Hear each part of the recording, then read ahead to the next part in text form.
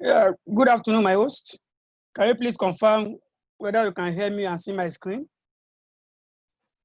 You're welcome, sir. It starts exactly 3. All right, sir. Thank you.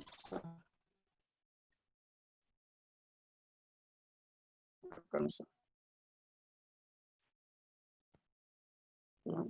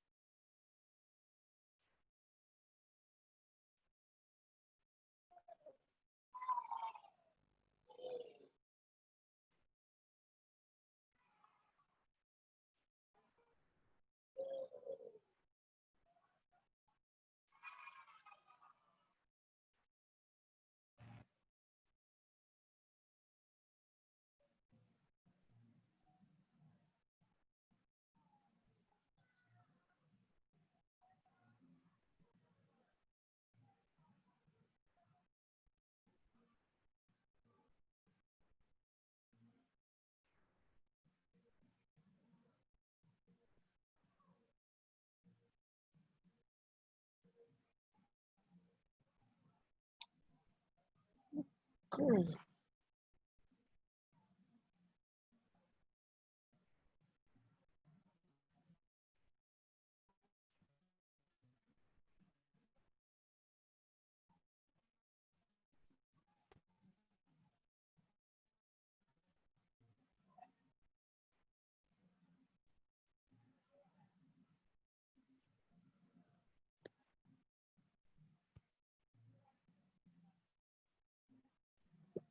Okay. Good afternoon, everyone. I want to welcome us to today's class, and this is going to be our grand finale of our discussion on strategic financial management on this platform. So we are going to complete our discussion on hedging from where we stopped last week. We are not going to waste time because we must complete the remaining parts today. We must complete it today. Now, last week we discussed, we started our discussion on interest rate futures. Okay, we discussed interest rate futures. Yeah, in particular, I think we solved the question on futures then. I think, yeah, we solved the question. Let me see. Oh no, we haven't solved any question. I think because I remember we haven't solved this question. Okay, perhaps I gave you the framework of how futures contract works, and that was where we stopped. Now, before I proceed with the lecture, let me quickly run through the procedure for hedging using interest rate futures. Now, I explained the nature of interest rate risks, and obviously we have taken question on the forward rate agreement and interest rate guarantee. So, the nature of interest rate risk is the fact that the borrower is afraid that interest rate might increase, and as such, he might be called upon to come and pay more interest than necessary. And therefore, a depositor that is investor, the fear is that interest rate will have dropped below the current market interest rate, and as such, it will have to accept a lower return on its deposits. That is why the strategy of hedging interest rate risk actually came up. And we discussed that we have several strategies of hedging using hedging interest rate risk, and we discuss forward rate agreement and guarantee. So the next one here, let me quickly run the procedure of futures, where we said last week that futures is a standardized contract. Standardized contract in the sense that it is traded on a recognized futures market. Futures market, for instance, are available in the developed countries like the US, the Europe, the UK, so on and so forth. In those developed countries, they have market where futures are being traded. Now, in that market, you can buy or sell futures depending on the position you want to take, depending on the objective you want to achieve. Okay. Now, for borrower, that is, what is the procedure for you to know whether you are going to buy futures or sell futures?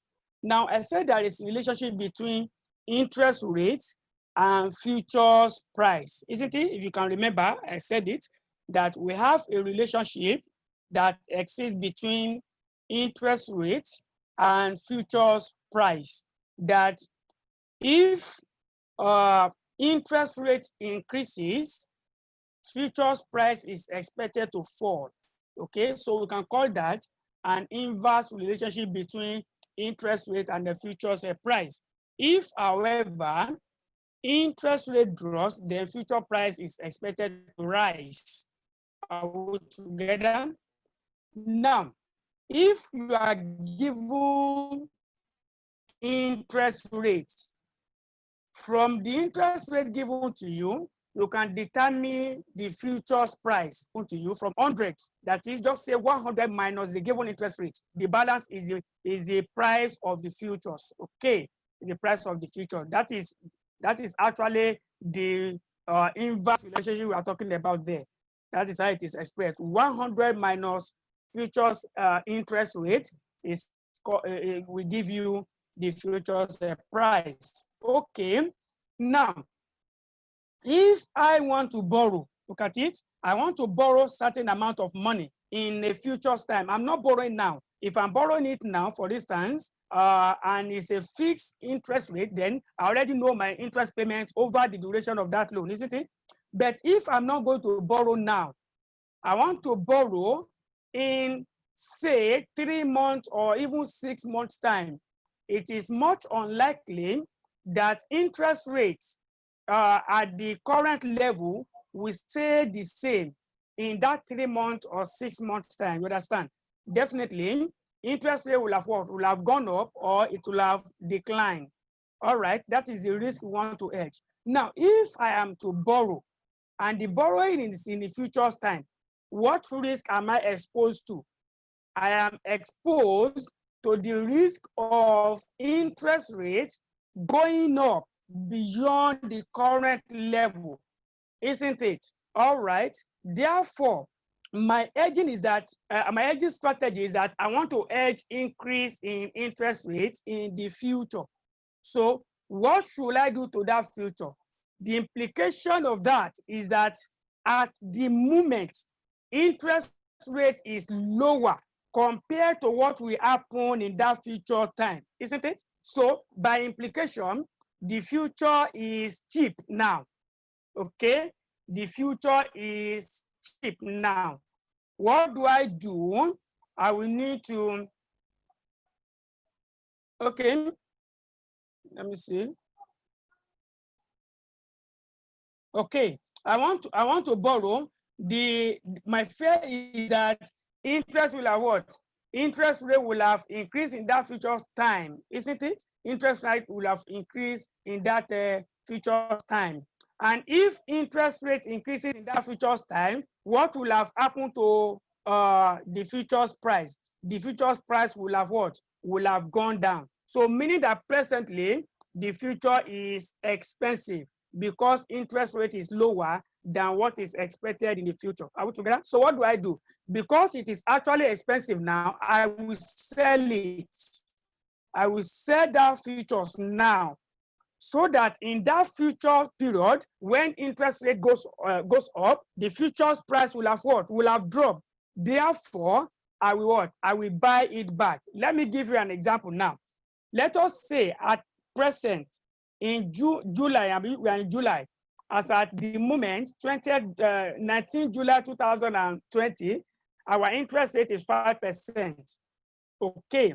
Now, we have now forecast that in December 2020, interest rate will have gone up to 10%. Now, what will be the futures price now? The futures price now will be 100 minus the current interest rate, which is 5%.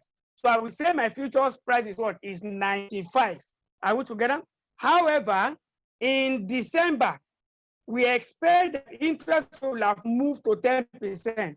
So what is going to be the futures price in December? The futures price is going to be 100 minus 10, which is going to be 90. So what I will do is that because the price is presently 95, I will sell it now so that I collect money, I generate more cash flow. Are we together? So that in December, that the interest rate has not gone up, and we're not having the price to be what? To be 90. I will buy that futures back. When I buy it back, then I will making a profit of what? Of 5 naira. The selling price, isn't it? Minus what? The buying price on that futures date will give me 5 naira profit. So that is the position you need to take when you want to borrow in a futures time and you want to use futures to hedge. I believe that is well understood. Okay. Now, 2, that is this under the same determination of whether to buy or sell. Rule number 2, for depositor, for investor. Investors' fear is that in that future time, interest will have what? Will have gone down. So what does it mean? It means interest rate is high now. So if interest rate is high at the moment, it is the future will be cheap to buy. So that when interest rate drops in the future's price will go up. So what will be my strategy? My strategy will be that I should buy the future now because it is cheap. And when the interest rate drops, the future becomes expensive. What do I do? I sell it back to get a profit. So in summary, for borrowers, you sell futures now at the opening futures price and close out of the edge by what? Buying futures at the closing futures price.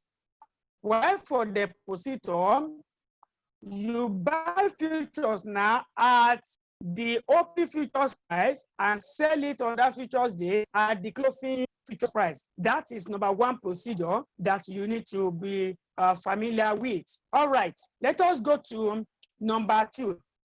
Determine which contract to buy or sell. Determine which contract to buy or sell. I have explained earlier in the course of our lecture, in the previous classes, that you can buy futures for three months. Okay, what do I mean by that? Meaning that we have futures for per quarter of the year. Okay, we have futures for March, futures for June, futures for September, futures for December. These are the 3 categories of futures you can buy per year. Okay. Now, if I want to hedge and my exposure is in February, now on that February, there is no future for February in the market. So I cannot buy February future. Are we together? So what I'm going to do is that I will buy the future that expires immediately after February. And that will be what? That will be the March future that expires immediately after February. Except February future is not given in the question. Then you look for the next one, perhaps it might be June. So depending on the information provided in the question. So by, in summary, to determine which contract to buy, always buy the contract that expires immediately after the date of your exposure. Are we together? All right. Having decided on that, you now move to the next level. The next level is to get the number of contracts. Okay, I've told you that futures are standardized, meaning that you can buy futures for multiples of a given currency. I can tell you, let me relate it to Nigeria now. 500, okay, let me say 12.5 million to hedge, 12.5 million naira to hedge. And in the futures market, the market is selling in multiples of 1 million naira. So how many futures will you need to buy? You will need to buy 12,500,000 over 1 million, the contract size. That 1 million is called the contract size, okay? It's called the contract size. Okay, if that is the contract size, divide your exposure by the contract size. You get the what? You get the number of contracts. So from this, my illustration, I will say I'm buying contract 12 point what?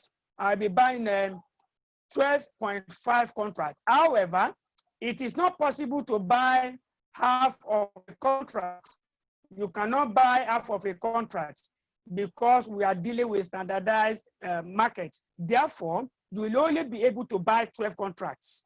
So it means the 500,000 that you cannot hedge it in the futures market. You have to take other market to hedge, and possibly you take it to what? To forward market, which is what? You go and hedge that balance using the forward rate agreement. Using the forward rate agreement. Okay.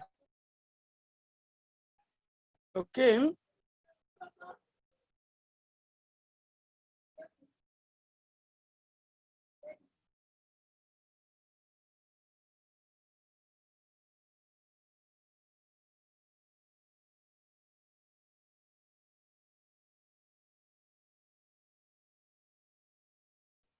Please give me like what, just 1 minute, please, just 1 minute. Let me quickly finish some things here, please.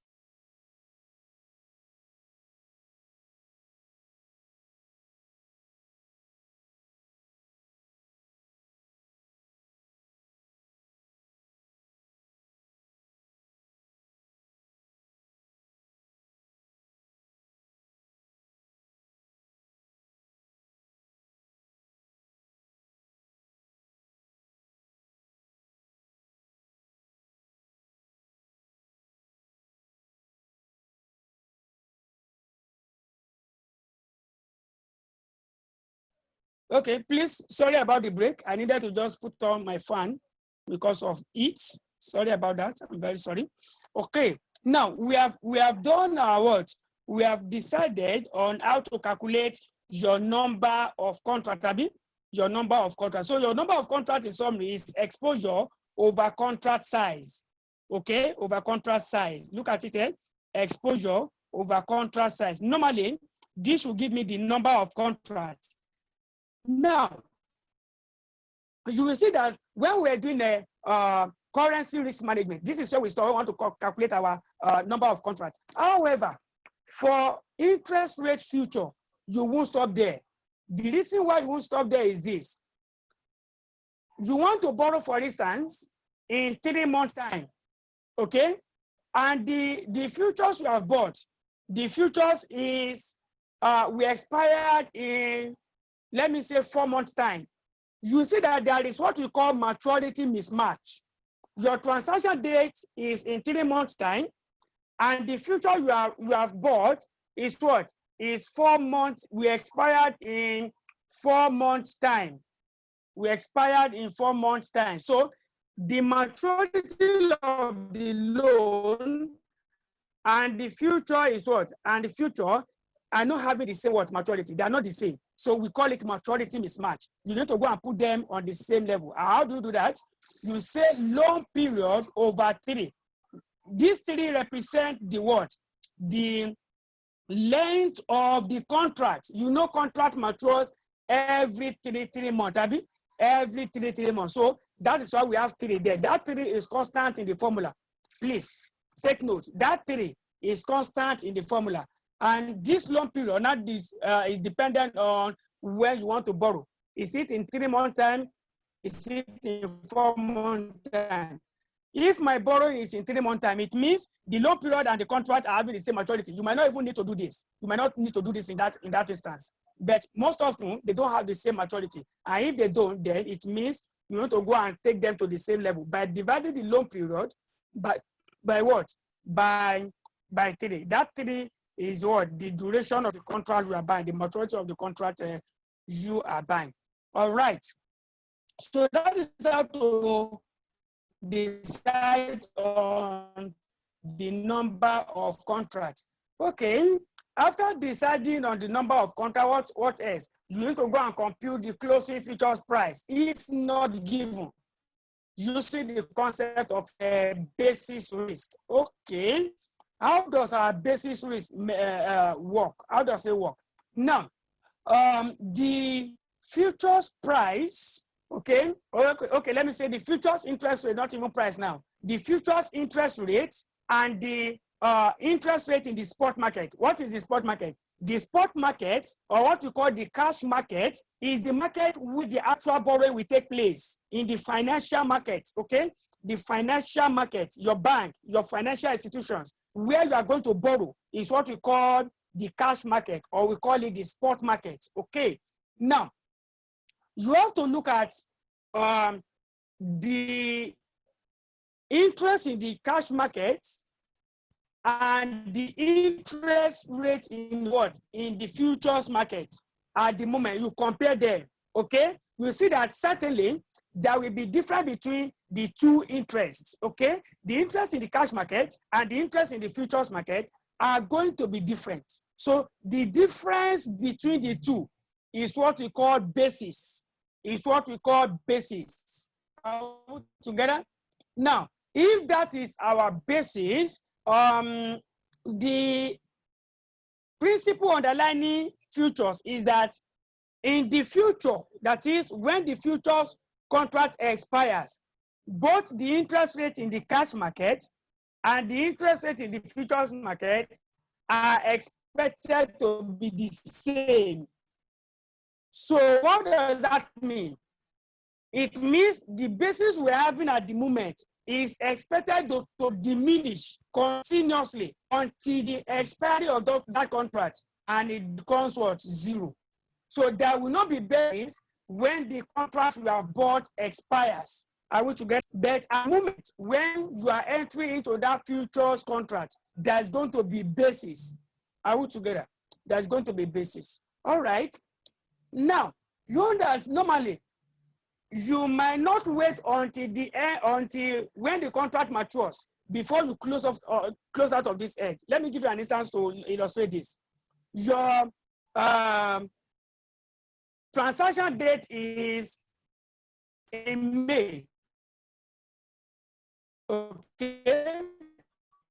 Your transaction date is in May, and your maturity contract is in June. The contract will expire in June. Your transaction date, the date you want to borrow or you want to deposit, is in May. So you see that transaction and the contract expiry date are not the same. It therefore means that you are going to close out of the edge in May, and then the contract will still have 1 month to expire. Definitely, there will still be basis left on that date, on the transaction date. You will still have basis left. So the remaining basis on your transaction date is what we call unexpired basis. Okay? We call it unexpired basis. So the unexpired basis, you will now use it to adjust the closing spot price on that date. in order to get your closing future rate. We are going to understand this better when it looks theoretical here, I know. It looks theoretical. However, when we now take a question, you understand what I'm trying to explain there. All right. Now, we have to use the concept of meaning that we have to do spot rate, that is current spot rate, minus current futures rate. We give you your unexpired basis. Okay. Basis. Now, look at what I did here. Look at what I did.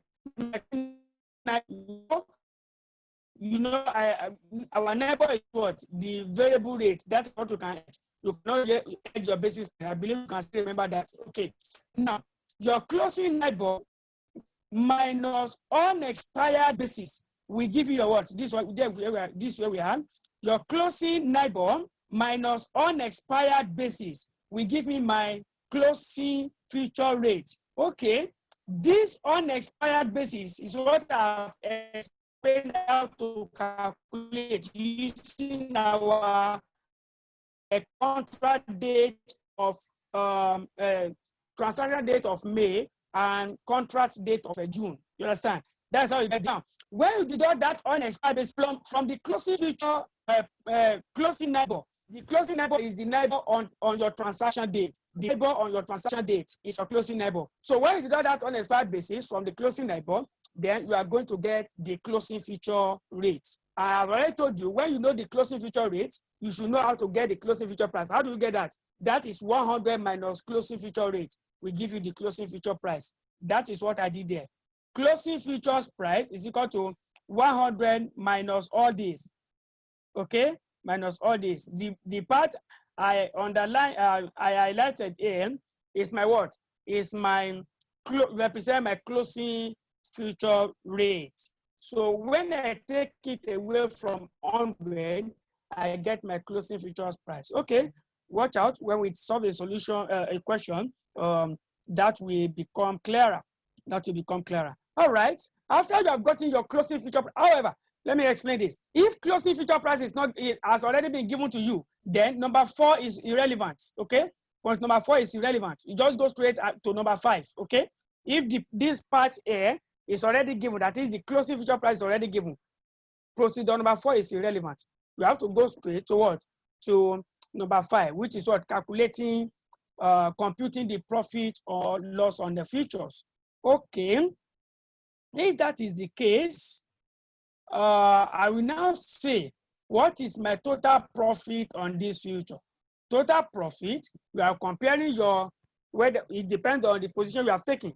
If you have entered the market by selling and you are now closing by buying, you compare the price at which you have bought, or you have sold rather, with the price at which you are now buying, whether there is profit or loss. Okay, so I will now say my total profit or loss is equal to total profit A or loss.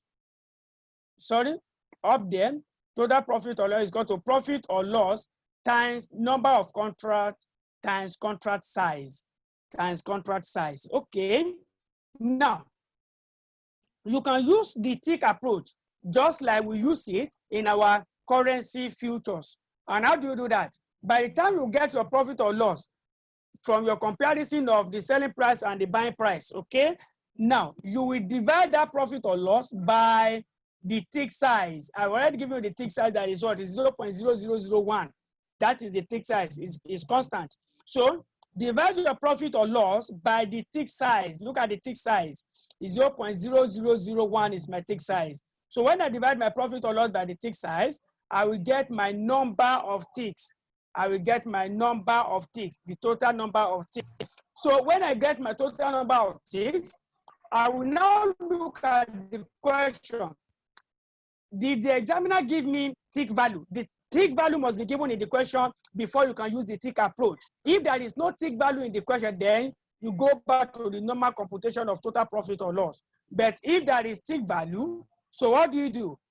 It means the examiner wants you to use the tick approach. So you have to use the tick approach. So I will now say my total profit or loss is number of tick multiplied by tick value, multiplied by number of contracts. What is missing here? You see that contract size is missing. So when we are using the tick approach, contract size does not come. Contract size does not come. Are we together? So when you are done, you evaluate the edge and compute your the edge efficiency and what the effective interest rate, if possible, or if required. If required. All right. Let us take this question here. This question was it May or November? Let me see. Can't actually remember. Did I put it then? Okay. It should be okay. Yeah. It was November, May 2019 question. Yes, I remember. It was May 2019 question. This question in front of us here is May 2019 question. All right, let's see. What the question asks us to do? The question says required. What is it? Okay, required. A, set out calculations of the effect of using the futures market to hedge against movement in the interest rate. If one, interest rate increase from 30% by 2% and the future market price moves by 2%. Okay, let me explain that. If interest rate moves from 30% to 50%, it means interest rate as what? By 2%, Abi, it moves, it increases rather. It increased from 30% by 2%. It means interest rate has increased to what? 50%, isn't it? And the question is now telling you that the futures market price moves by what? By 2%. What does that mean? It means that, don't forget, there is inverse relationship between interest rate and what? And futures price. That is the concept the examiner is testing here. The examiner want to test whether you understand the relationship between that exists between futures price and interest rate. So if interest rate has moved by 2%, you can see that the question did not tell you. If you look at this bit, the examiner is very cunning here. Okay, the examiner is very cunning here, and they just decide to what? To just make a pit. They dug a pit here and see whether you will fall into that pit. God forbid. Now, they said the interest rate increase. Look at it. They were explicit here. Explicit here. Increase. But here they said the futures market move. The movement they didn't tell you is an increase or what? A decrease. But what do you think Apple say? It means futures price has dropped. Because when interest rate increases, then futures price has to what? Futures price has to go down. Futures price has to go down. Do you understand? I'm analyzing the question for you here. Okay, so that if similar question come, you don't fall into that pit any longer. You don't fall into that pit. So the increase here is what I will use to determine what happened to my futures price here. All right. Number two, interest rate increased from 30% by 2%, and the futures market price moves by 1.75%. The same argument in A. In Roman figure 1 rather. Then 3, interest rate falls. You can see that now. Interest rate falls from 30% by 1.2%. Look at it now. It falls here now. It does not increase. It falls. Interest rate falls. So when interest rate falls, when interest rate falls, what happened to future price? Futures price will increase. So look at it. It means future price will increase. It should increase. All right. So you can see the logic. That's the logic. In each case, show the hedge efficiency. The time value of money, taxation, and margin requirement should be ignored. Okay. Okay. That is the question. Now let us now read the question. We know what we want to do now. So let's read the question. Let's read the question. You are the head of the Treasury Group of Top Flight Aviation, TFA, a Nigerian company. The company operates chartered international flights for the airlines in the country. It is now December 31, and TFA needs to borrow 60 million from a UK bank to finance a new air jet. So it's borrow. Abi, look at it. We want to borrow. This question is about borrowing. It's about borrowing.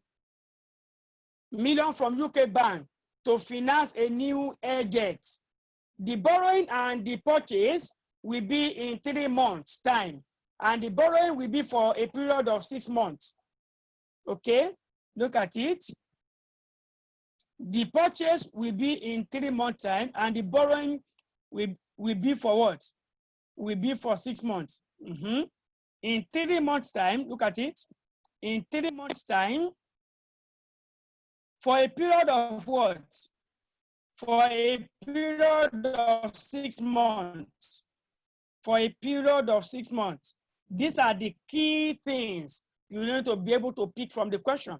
You have decided to hedge the relevant interest rate risk using interest rate futures. Your expectation is that interest rate will increase from 30% by 2% over the next 3 months. That is the risk. In the month of March, the current price, look at it, the current share, it is now what? Let's see here. It is now December 31, okay? It is now December 31. In the month of March, that is the month we want to borrow. Don't forget, you are borrowing in 3 months' time. From December 31 to March, we make it 3 months. The current price of sterling 3-month future is 87.25. The standard contract size is 500,000. Is 500,000. Okay, you need to underline that. Don't worry. Now, let us go and solve this question. We are going to create 3 scenarios. Okay, 3 scenarios. Like we are given 3 there in the question. We are given 3. If you could see it here, we are given 3. 1, 2, 3. So these are the 3 scenarios I'm going to. Don't say you want to solve one. You can solve the 3 simultaneously. So don't waste your time by solving it one by one. Okay, what do I need to do? I need to go and calculate what is going to be the rate in the cash market and what is going to be the rate in what? In the futures market. In the futures market. So since CFA will be borrowing in what? In the future, it should what? It should sell. If you look at it should sell what? 3-month future contract, because we are borrowing in 3 months' time. We are borrowing in 3 months' time. So it should sell 3-month futures contract at this rate. That is the selling price of that future. That is the selling price of that futures. Now, number of contracts. Now, I might not actually use this number of contracts anyway. I will tell you why. Number of contracts required is 600 million, 60 million rather, over 500,000. Now, look at it now. The loan is 6 months. So I will not say 6 over what? 6 over 3. My contract expired. So ordinarily, I will buy 240 contracts. I will have to buy 240 contracts. Okay. What is the current futures rate? You know, in this question, I was not given closing futures price. In fact, I was not also given closing NIBOR, but they told me the current NIBOR, and they gave me parameter to determine my what? My closing NIBOR. Okay? It was not explicitly stated, so I need to derive it. So case 1, look at case 1. We have determined that we are going to sell, Abi, and we have determined the opening futures price and the number of contracts. Straightforward here. Now, I will now say case 1 in the question. The case 1 is that my interest rate increased by from 30% by 2%, isn't it? And futures price moved by what? Moved by 2%. Okay, I will say, look at it, my cash market, my futures market. What happened in these 2 markets? This is not a straightforward edge. That, you know, I can sometimes could go crazy. Okay, it could go crazy. If you don't understand the the logic, you don't know the procedure, you don't know the principle, then you fall. You fall. Okay? So what you need to understand is the principle, so that no matter how they try to reframe the question, you will still be in good standing. Okay? You will still be in good standing. All right. In the current interest rate, our current interest rate in the cash market is what? Is 13%. Isn't it? It's 13%. Now, what is the future market rate? In the future market, what is the rate? Current interest rate in the cash market is 13%. Now, in the futures market, it's going to be 100 minus the futures price. I think I explained that earlier. Okay, so this is my interest rate in the futures market currently. That is as at December 31. That is my interest rate in the futures market. So look at it here. Okay, can you see that? Okay, now expected interest rate. What interest rate am I expecting in the cash market? I'm expecting that interest rate will increase by 2%, isn't it? So 13 plus 2, we make the interest to be 50% in the future time. That is in March. In March, it is expected to be 15% in March. I'm dealing with case 1, Roman figure 1. That's why I call it case 1. All right. Now, what happens in the futures market? In the futures market, the interest rate also has gone by 2%. Don't misquote me. I know some students will misquote this. I'm not saying there is a relationship between spot interest rate and what? And future interest rate. I said the prices, Abi. There is relationship between interest rate and futures price. I did not say futures rate. Don't misquote me. I said there is a relationship between what? Between interest rate and futures price, not interest rate in the cash market and futures rate. They are two different things. Okay. Now, we're told that the explanation I gave is that when interest rate increases, what happens to futures price? Futures price must fall. Now, interest rate has increased here by 2%, isn't it? From what? From 12.75%. So I will say 12.75 plus 2%. That has made it to be what? 14.75. 14.75, isn't it? So to get the futures price, I will now say 100 minus what? 100 minus 14.75. What has happened to what? What has happened to futures price? You see that futures price has gone down. From what? From 87.5, where 87.25 to what? To 85.25. Can you see that? So interest rate has increased. So futures price has what? Has dropped. Futures price has dropped. That is the principle I was trying to explain earlier. The relationship between futures price and interest rate. So that's the practical example here. Okay, that is our case 1, isn't it? Okay, what about case 2? Let's go to case 2.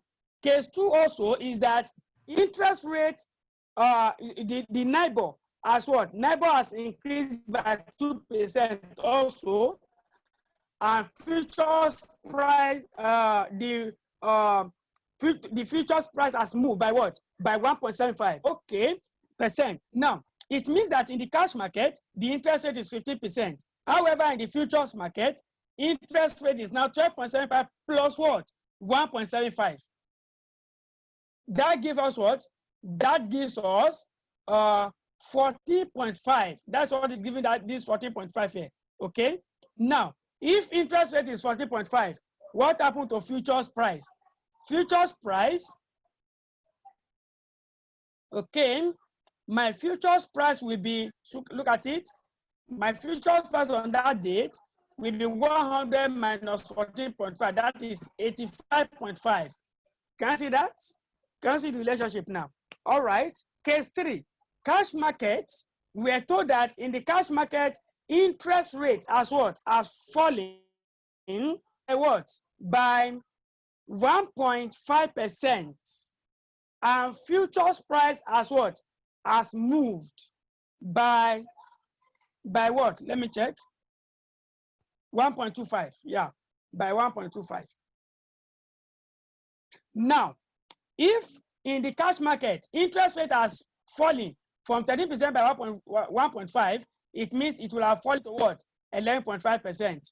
So I will say my 12.5 here minus 1.25 in the future market, it means in the future market, the interest rate is 11.5%. So what is going to be the futures price? The futures price will now be 100 minus 11.5. So what has happened to futures price is that it has gone up because interest rate has fallen. Because interest rate has fallen. All right. So we have looked at the prices under these three scenarios that were given in the question. Now come and compare. Am I making a profit or loss? This question is straightforward. If you know it anyway, okay? Once you understand it, we cannot take it more than maximum of 20 minutes to finish. Okay, so I want friend future prices in March, isn't it? What is going to be the future prices in March? I've computed them. I will now see, am I making profit or loss on this future? Look at it. I entered the market by selling future at the opening futures price.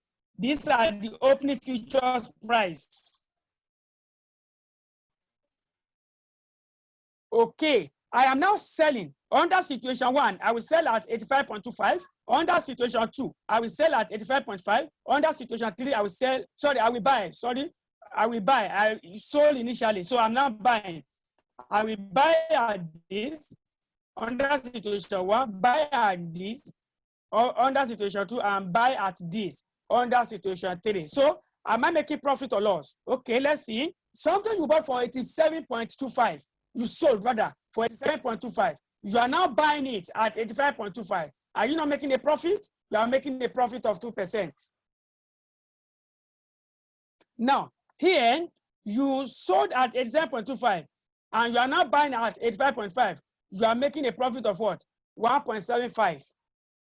Here, you sold at 87.25 and you are now buying at what? 88.5. What has happened? You are incurring a loss of 1.25. You are incurring a loss at 1. Look at it. This is the amount for which you sold it. You are now buying it higher. So you are making a loss. You are making a loss.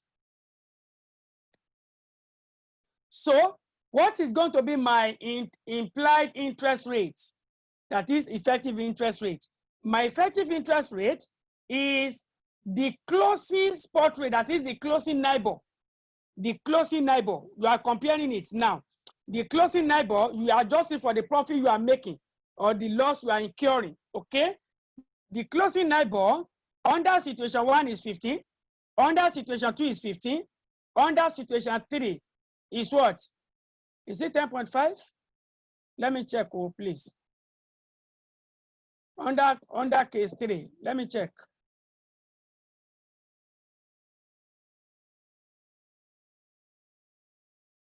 Case 3. Oh.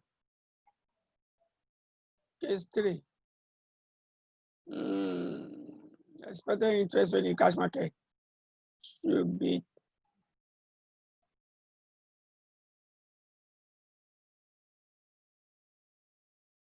I'm coming. Let me check the question.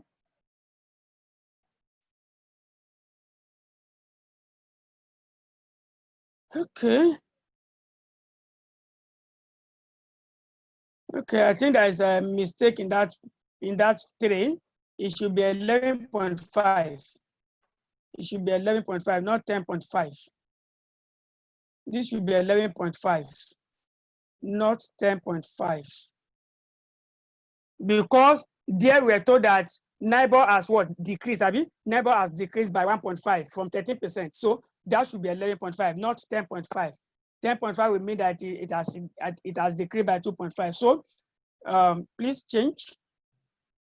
So I will now say, I will adjust this closing NIBOR for the profit or loss. Look at it. The profit or loss, in situation 1, I made a profit. So the profit should reduce my payment. You understand? I'm paying at the closing spot rate. That is how to evaluate the edge. You assume you did not hedge. How much are you paying if you had not hedged? If you had not hedged, you will have borrowed at 50%. You understand? But because I have hedged now, okay, I will use the profit I'm making to reduce the amount I'm now paying. Are we together? So I will have paid 15%, but now I'm making a profit of 2%, isn't it? So my effective interest will be 13% because my profit will reduce my payments.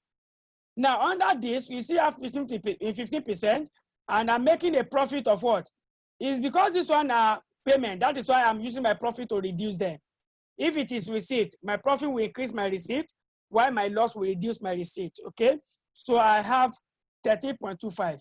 Here, 11.5, I'm making a loss. So my loss should increase my payment. So 11.5 plus 1.25. 11.5 plus 1.5, sorry, let me take my calculator here. Okay, 11.5 plus 1.25. I should have my 12.75. Okay, this should be even 12.75, okay? This should be 12.75. That should be 12.75. Now, you can see the reason why I did not use my what? I did not use my number of contract again. I've adjusted my profit or loss directly from the rate. That is why I did not use that contract size any longer. Okay. This is actually cheaper than for you to go and start calculating this rate times 60 million. And start doing this one times 60 million again. That one will waste your time. So you can just compute it directly and get your effective interest rate. You now get the actual amount you are going to pay. So I will only have to calculate once. Instead of me multiplying this one by 600 million, multiply by this one by 600 million, multiply this one by 600 million, and dividing each of them by what? By 6. You know, I'm borrowing for just 6 months.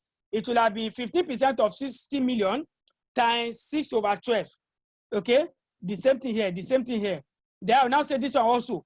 12% of what? 12% of 60 million.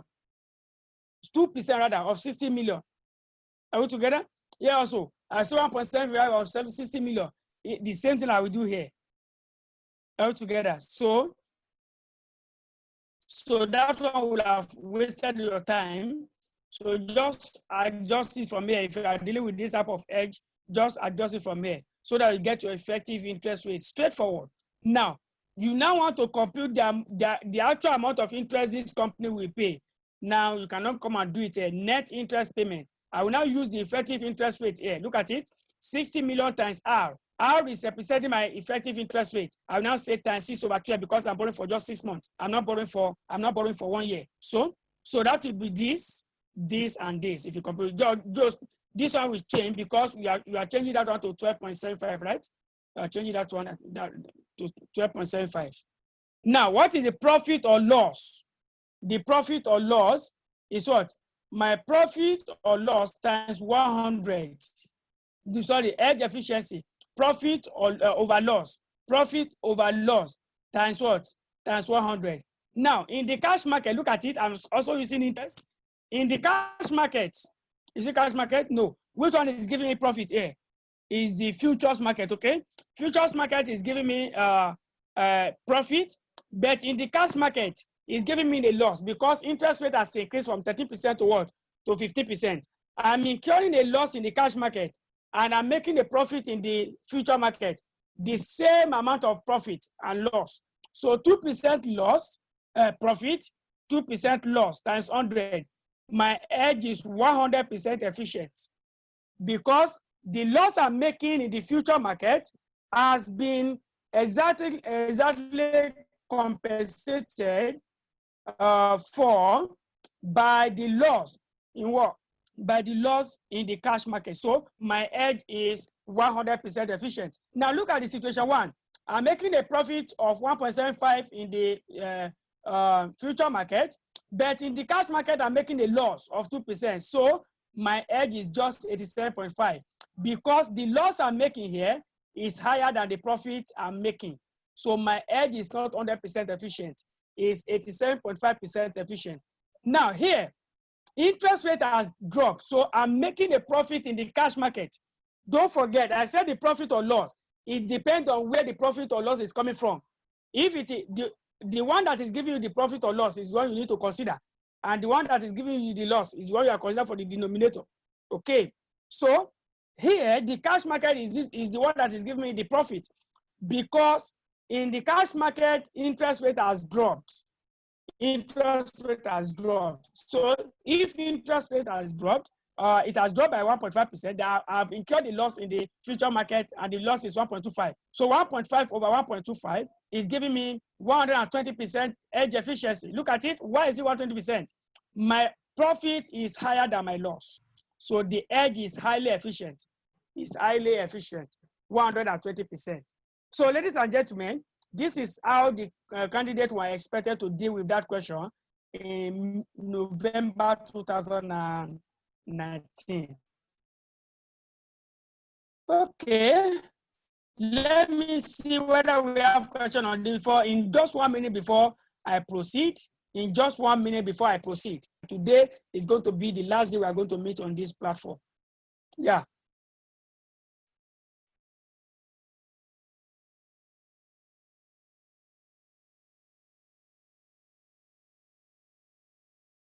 Okay, I said contract size was not used because I used the rates to offset each other directly.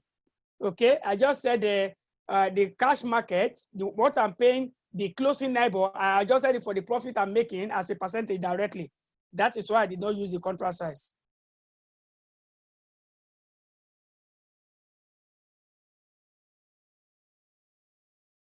Okay, the profit or loss, you know, we have two types of market, Abby. We have two types of market. We have the cash market. We have the futures market. Now, the two of them cannot be giving you profit at the same time. Neither can the two of them be giving you loss at the same time. One of them must be giving you profit, while the other one will be giving you a loss.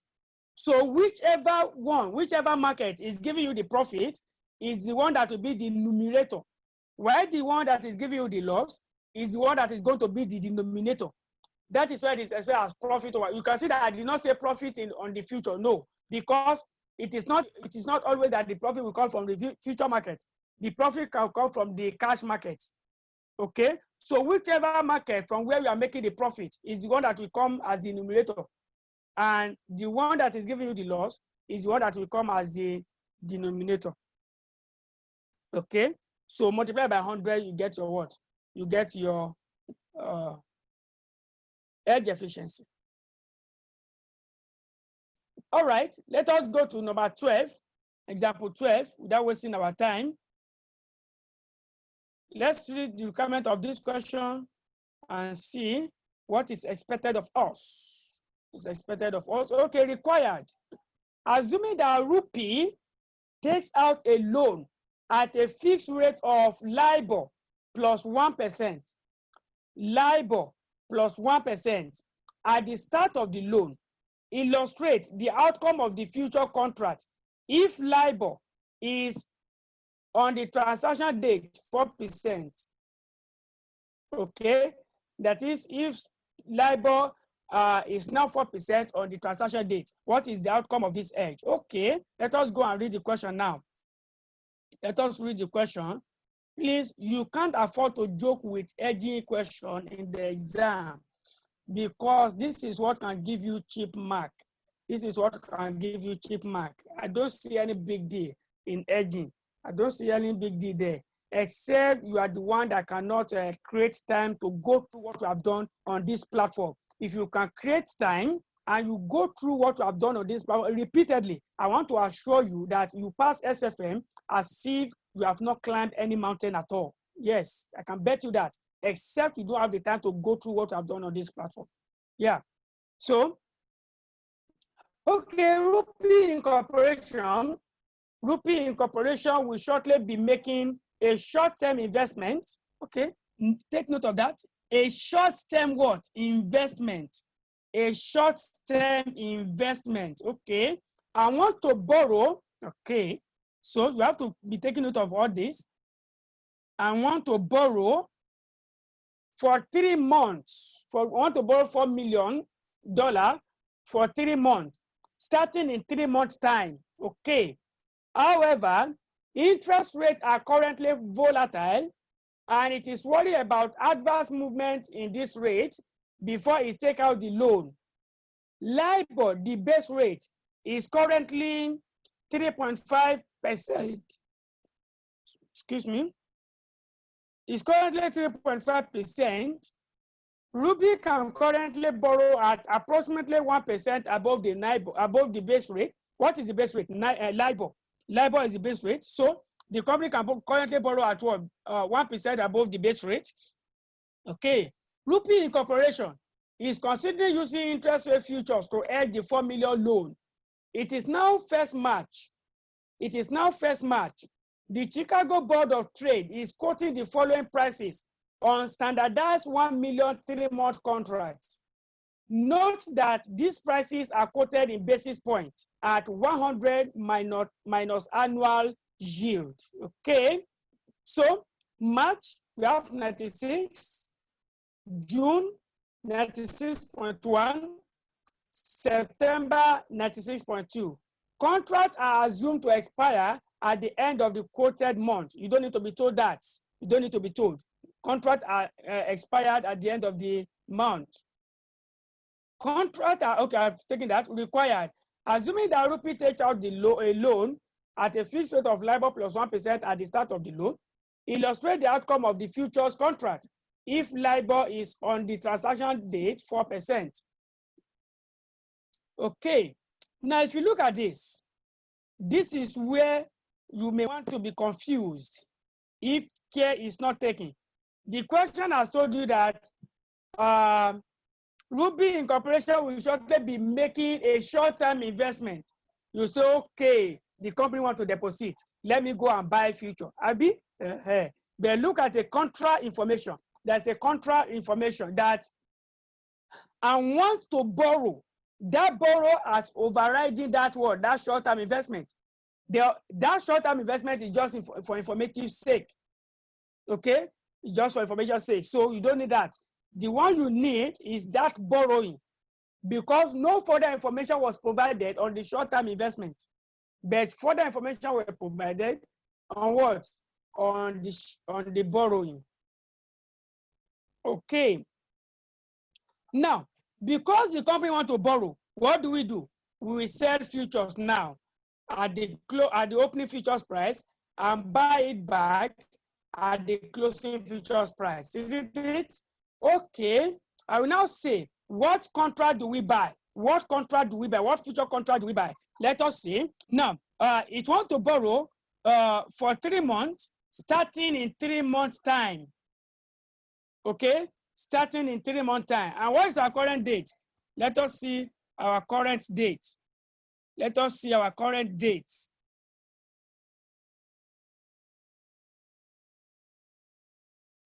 Sorry.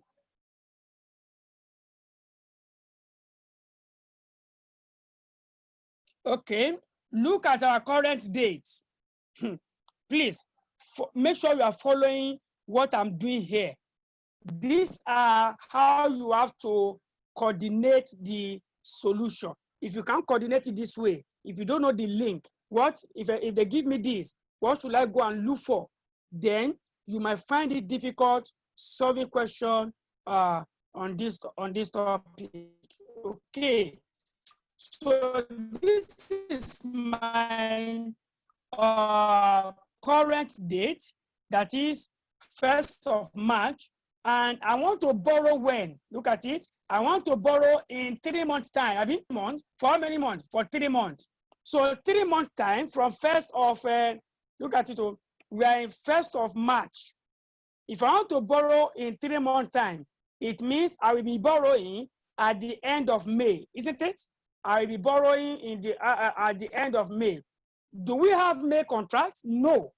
There is nothing like May contract. You only have June, September, and what?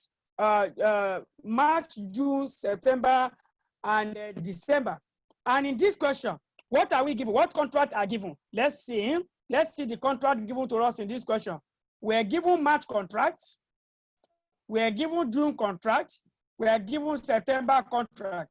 So which one is appropriate for me to select? 30 seconds, please. Which one is appropriate for me to select? Let me see whether I'm not talking to the air here. Let me see whether I'm not talking to the air. Let me see your response. Which contract is appropriate for me to buy, to sell?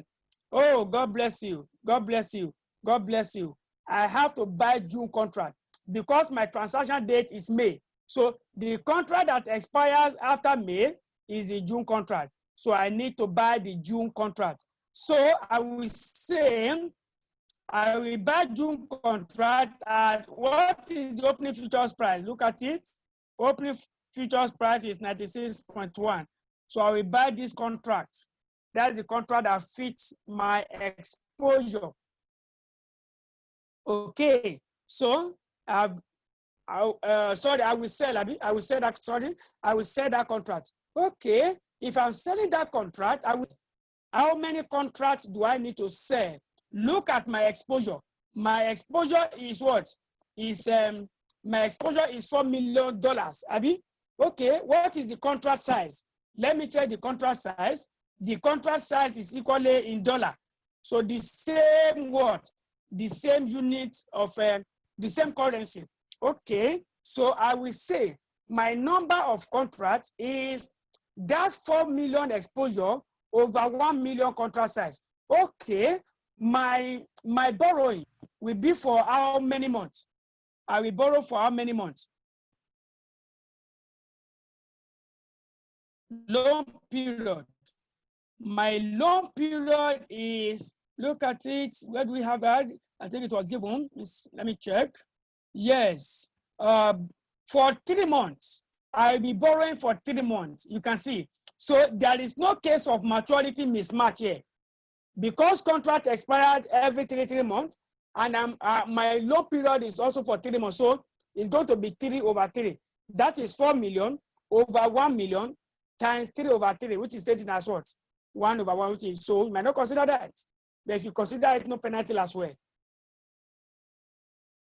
Okay, but I will advise you take it into consideration for your own good, because if you have not started considering it now, you might forget to, it might not be part of you, it will not be part of you, and you might go and ignore it in the exam. So even though they are having the same maturity, try and consider, okay? Try and consider. Now, I will now say, what is going to be my, I was only given opening futures price. What about the closing futures price? I need to go and calculate closing futures price, okay? How do I calculate that?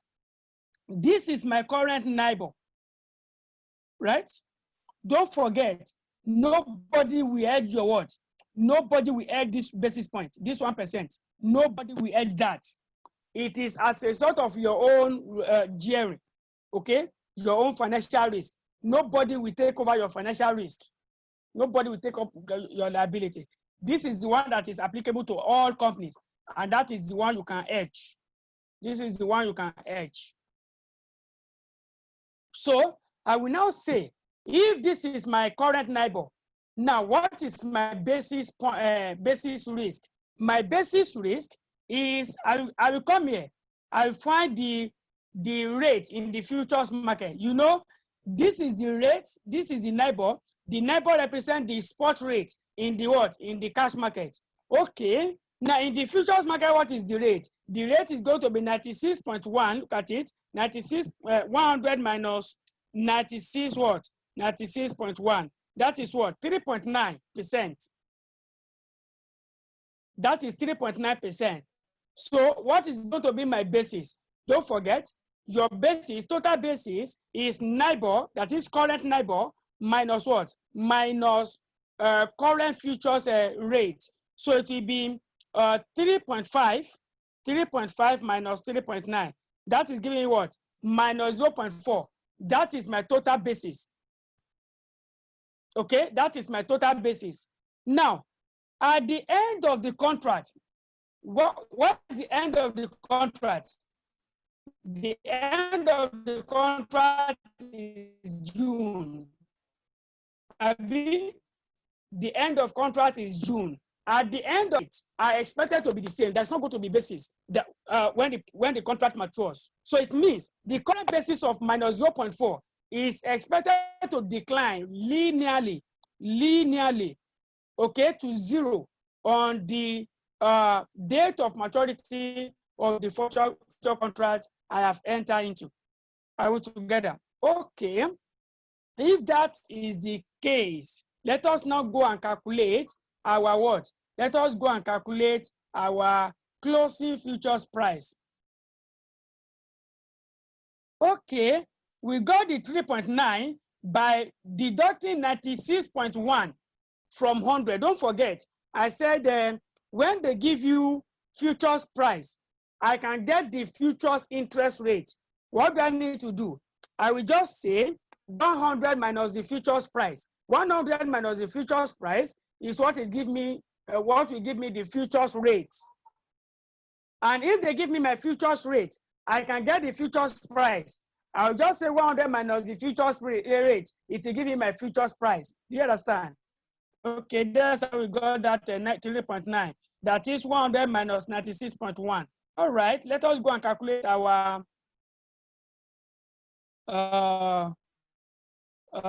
futures, closing futures price. Now look at it. We sold, Abby, we said we should sell June futures contract at 96.1, at 96.1. Okay, if I'm selling at 96.1, what is the number of contracts? Let me explain this again.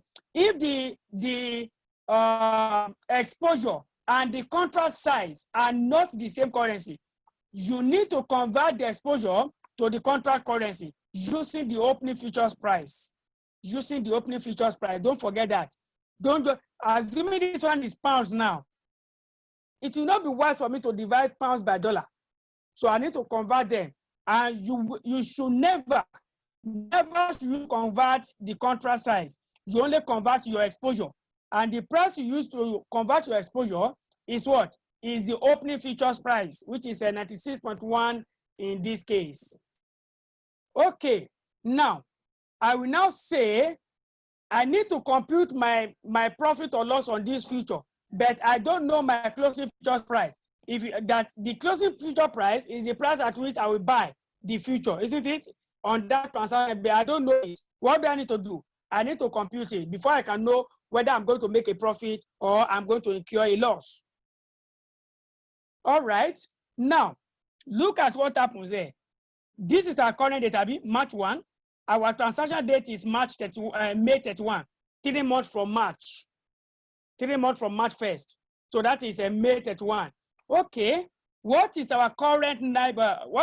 Okay, please, this one, I'm not supposed to put current there. Please, because it is not only this, I also have my closing neighbor, you understand? I also have my closing neighbor. So I should just call it LIBOR, so that this represents my opening LIBOR and this represents my closing LIBOR, okay? That current should not be there. I just say my LIBOR. Now, my LIBOR, the opening LIBOR is what? 3.5, that is my current LIBOR, okay? Now, what is my future interest rate? My future interest rate, the one we computed earlier, 100 minus 96.1 is 3.9. So the difference between this and this, please take note of the negative sign. The sign is very, very important. Don't ignore, don't take the absolute value. Don't take the absolute value. You need to consider the sign of your of the difference. Okay.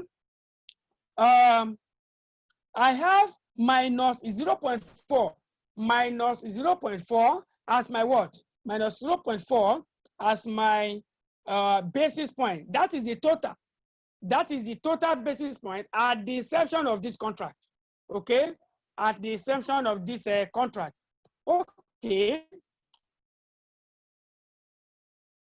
Don't forget, the future we bought is for June, Abi. So on this transaction date, this basis will have reduced, but it will still remain some basis because the future contract has not expired.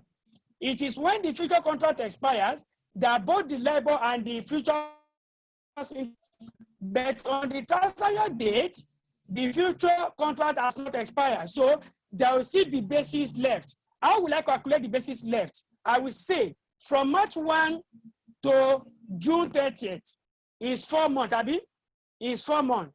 But from March 1 to my transaction date is what? It's just 3 months. It means on May 31, there will still be 1 month left on this contract. That 1 month is the unexpired month on that contract. 3 months has gone. So 3 months has lapsed. 3 months has expired.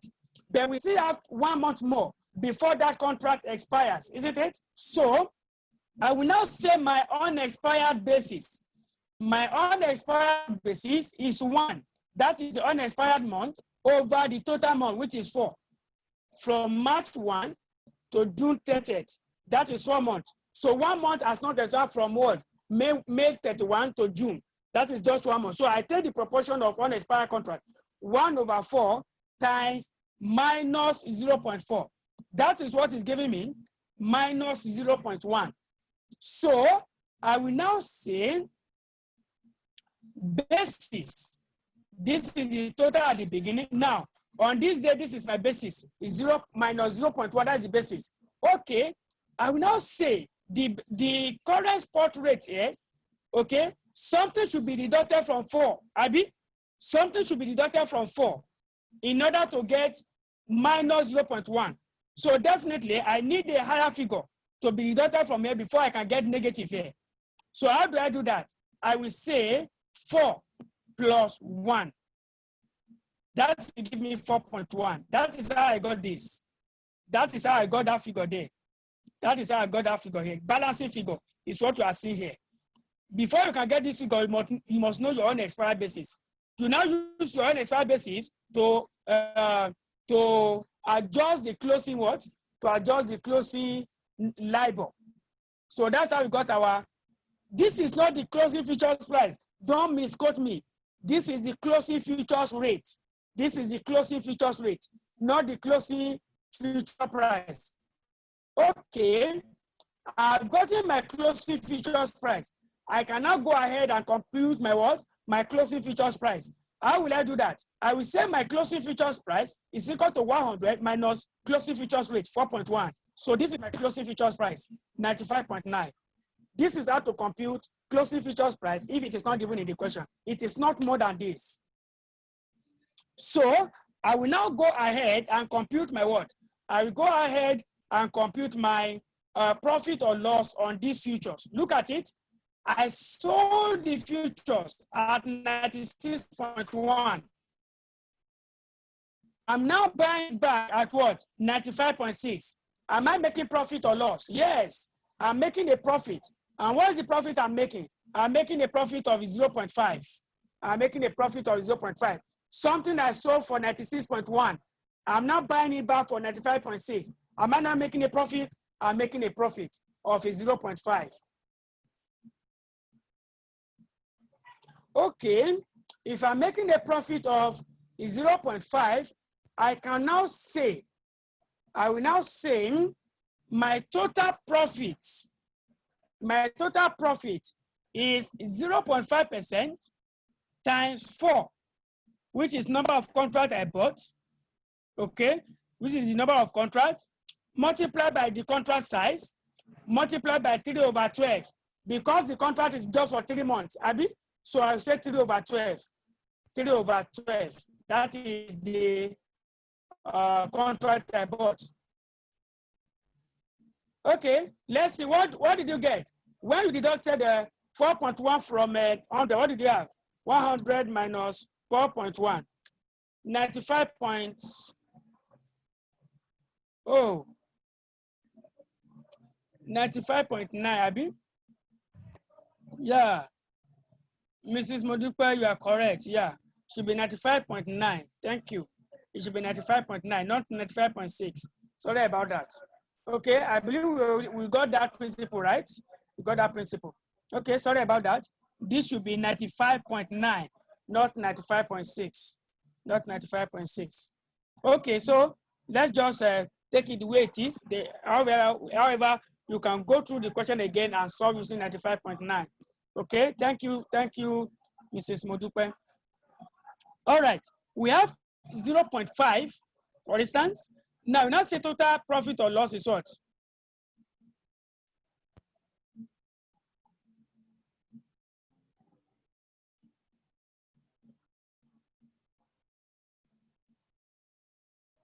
$0.2.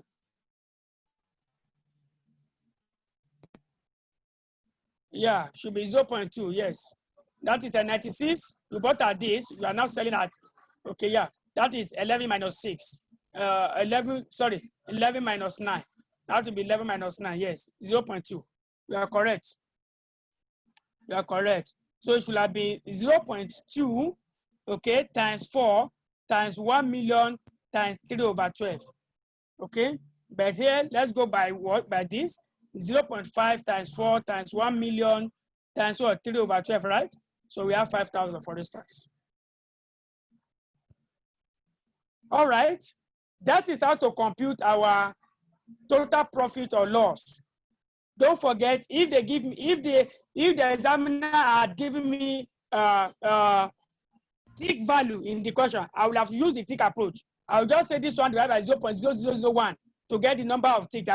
I will now say profit is number of ticks times number of contract times tick value multiplied by 3/12.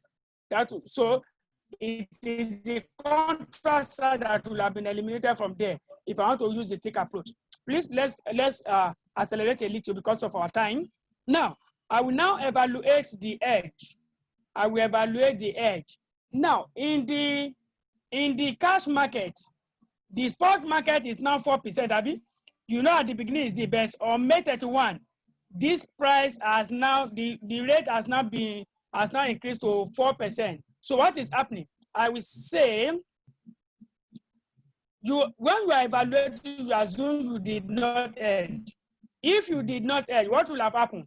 You will have borrowed at 4%, isn't it? So you calculate the rate as if you did not hedge. So I will say 4% times 4 million times 3/12 because you are using the loan for just 3 months out of what? 12 months. So I have 40,000. Now profit on the futures. The profit on the futures will reduce my what? My payment, Abi. Because I'm making a profit, it will reduce my payment. So that's why it is positive. Now, I will now say margin above LIBOR. Above LIBOR. Now, we are told that this company will borrow is able to borrow at what?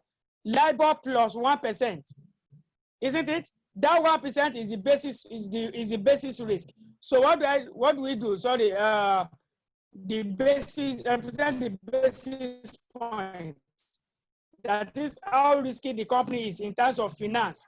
Therefore, I'm going to pay above the LIBOR. And what I'm going to pay is 1%. Nobody will hedge that. So it's part of my payment. I will now say 1% times 4 million times 3/12. That gives me 10,000. The whole amount will be what? 45,000. Now, however, the whole amount is supposed to be, this one was supposed to be 2,000, Abi? It was supposed to be 2,000, okay?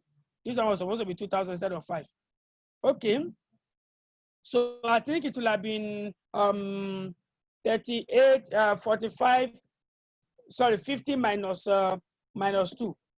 The net payment will have been 48,000. It will have been 48,000. Okay? It will have been 48,000 because this could have been 2,000. Okay? 40 plus payment, 10 payment will be 50 minus 2,000 will be 48. So this should have been 48,000. Okay? It should have been 48,000. Okay? Thanks for being with me to have seen that error. Now, what will now be our effective interest rate? Our effective interest rate will now be 48. I believe instead of 45. I believe you are changing it on your note. It will have been 48,000 over the exposure. That is net result over the exposure. Net result over the exposure. So net result will be 48,000. That is 48 million. Sorry, 48,000. Yeah, it's 1,000. 48,000 all over what? 4 million times 12/3. 12/3 because I want to get my rate per annum. You can see that I've converted to 3 months exposure here. So I need to convert it back to per annum rate. To convert it to per annum rate, I need to reverse what I did here. That's why I'm having 12/3. And that is effectively 4.5%. That is my effective interest rate. That is my effective interest rate. I will now say hedge efficiency. Hedge efficiency is what? Is profit over loss. Abi, look at it. This is my actual interest cost. Now, this is my target interest cost. That is the interest I pay. Okay? If I did not hedge, is 4%. Abi, that is the actual here. But what was my target? My target, I want to calculate the profit, the loss rather. You know, we have profit on the future market. Definitely, there should be a loss in the cash market. So this is what I target to pay because this was the opening LIBOR. So my target was to pay 35,000. But on the transaction date, I'm paying 40,000. So what is happening? I'm making a loss in the cash market to the tune of what? 10,000. So there's a loss in the cash market. The profit in the future market, Abi, profit in the futures market. So my hedge efficiency is profit, which is supposed to be 2,000 over what? Over loss of 10,000 times 100. So I think it will be 20% instead of 50%. So that is how to go about hedging using the futures. Without wasting further time, let us go to option on futures. I'm not going to waste much time here because typically we are going to do this. We are doing the same thing we did to futures. The only difference here is that for option on futures, you know, for instance, the question we just completed, we entered the contract by selling futures, Abi. When you sell that future, you pay. Here, we are not paying. We are not paying for selling that future. So we are not selling that futures instantly, rather. We are not selling the futures instantly. We are only buying futures to sell. So that on the transaction date, I will be combining comparing the exercise price with what? With the closing future price to see whether I will make a profit if I exercise my rights. So that if I now see that, oh, the exercise price is better than the price at which I'm going to buy now, then I will exercise it. That is the only difference between option on futures and the conventional futures that we just completed. So all other procedures remain the same. All other procedures remain the same, except however that because this is now option, you need to calculate your what? You need to calculate your premium, okay? And also you need to decide whether you are buying put option or a call option.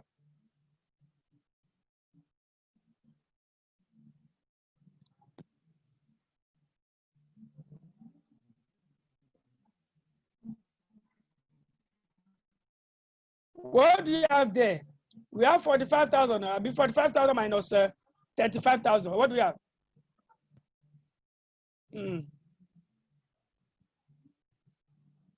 5,000. Okay. That's 2,000. Look at it. Over 5,000. Yeah. 40 minus 35, not 45 minus this. Okay, thank you. Just adjust it in your notes, please. So what you just need to decide now is, are you buying a call option or are you buying a put option? You know, we have two types of option, isn't it? We have two types of option. Are you to buy put option or are you to buy a call option? So we are not going to have issue here. If you understand futures, there is no issue in determining either we are buying put option or a call option. Now, what is the principle? You know that when you want to borrow, what you are doing is that you are selling futures, Abi. Okay. Now you want to buy. You are not selling the futures instantly. You are buying the option that will allow you to sell the futures on the future date if it is favorable. So, and which option will allow you to sell is what? Option to sell is a put option. So, if you are borrowing, and you want to use option on future, the future you are going to buy is a put option. That is the logic. That is the simple logic. That's why I say if you understand the futures, if you understand that for future, if you want to borrow, you sell future, then it means you are buying option to sell futures. If you are buying option to sell futures, then definitely, sorry, if you want to sell futures, it means you have to buy option to sell futures, and that option to sell is a put option. So if you want to lend, then you buy what? You buy a call option, because it means you will be buying option to buy. And option to buy is what? It's a call option. So that's an option. Now, how to choose contract to buy or sell? So the same thing with what you have under futures. Buy contract that expires immediately after the contract. Now, the next thing is to choose the appropriate exercise price. The question will give you series of exercise prices. The question will give you series of exercise prices. Okay? So exercise prices given to you, you decide which one will lead to the lowest payment, and which one will lead to the highest receipt if you are hedging a receipt. But here we are hedging payment, Abi, that you want to borrow. We are hedging borrowing. Therefore, we need to choose an exercise price that will reduce our interest rate to the barest minimum, or interest payment to the. So we are going to see that. Now, on the transaction day, determine whether or not to exercise the right, then evaluate the edge. Okay, to illustrate this, basically we are doing the same thing that we did under futures. Okay, let's see.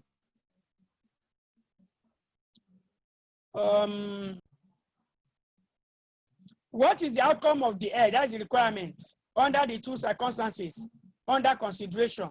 Okay, let's see the two circumstances under consideration. It is now 1st June. Princess PS is to receive 340,000 on 1st of 2020. This amount will be invested for a period of 6. The company can invest at LIBOR minus 0.5%. LIBOR is currently 7%. This is anticipated to decrease or increase by 0.85%. The company is considering hedging its exposure using option on futures. The following information is available. Futures information: June 91.65, September 92.8. Option information. This is not called put, call. Okay. For the put, we have June, September. For the call, we have June and September as well. So what is the strike price? 93.5, 91.6. Require. What is the outcome of the edge under the two circumstances? Okay. Number one is that you need to know this is our current data, and this company want to what? This company want to invest. So the company want to invest. This is an investment situation. So the fear is that interest rate will decline, isn't it? So it means normally we have to enter the futures by what? By buying futures, because this is an investment question. We have to enter the future market by buying futures, Abi? By buying futures. Okay, if we are entering by buying futures, we are going to buy option that will allow us to buy future. That's the difference between the conventional future and option on futures now. In futures, I need to buy to hedge. I need to buy futures. I need to enter by buying futures, Abi. But now I will not buy the future immediately. I will buy option that will allow me to buy the futures in that future period. So and that future is what? It's a call Sorry, that option is a call option, isn't it? So I'm going to buy a call option. I will buy a call option on futures. Okay, a call option on futures. Okay. Now, what is the contract size? Do you have contract size? Let me see. Okay.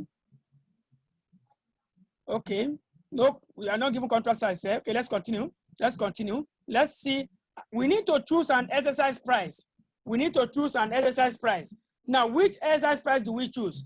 Out of these two, we have two exercise prices here, this and this.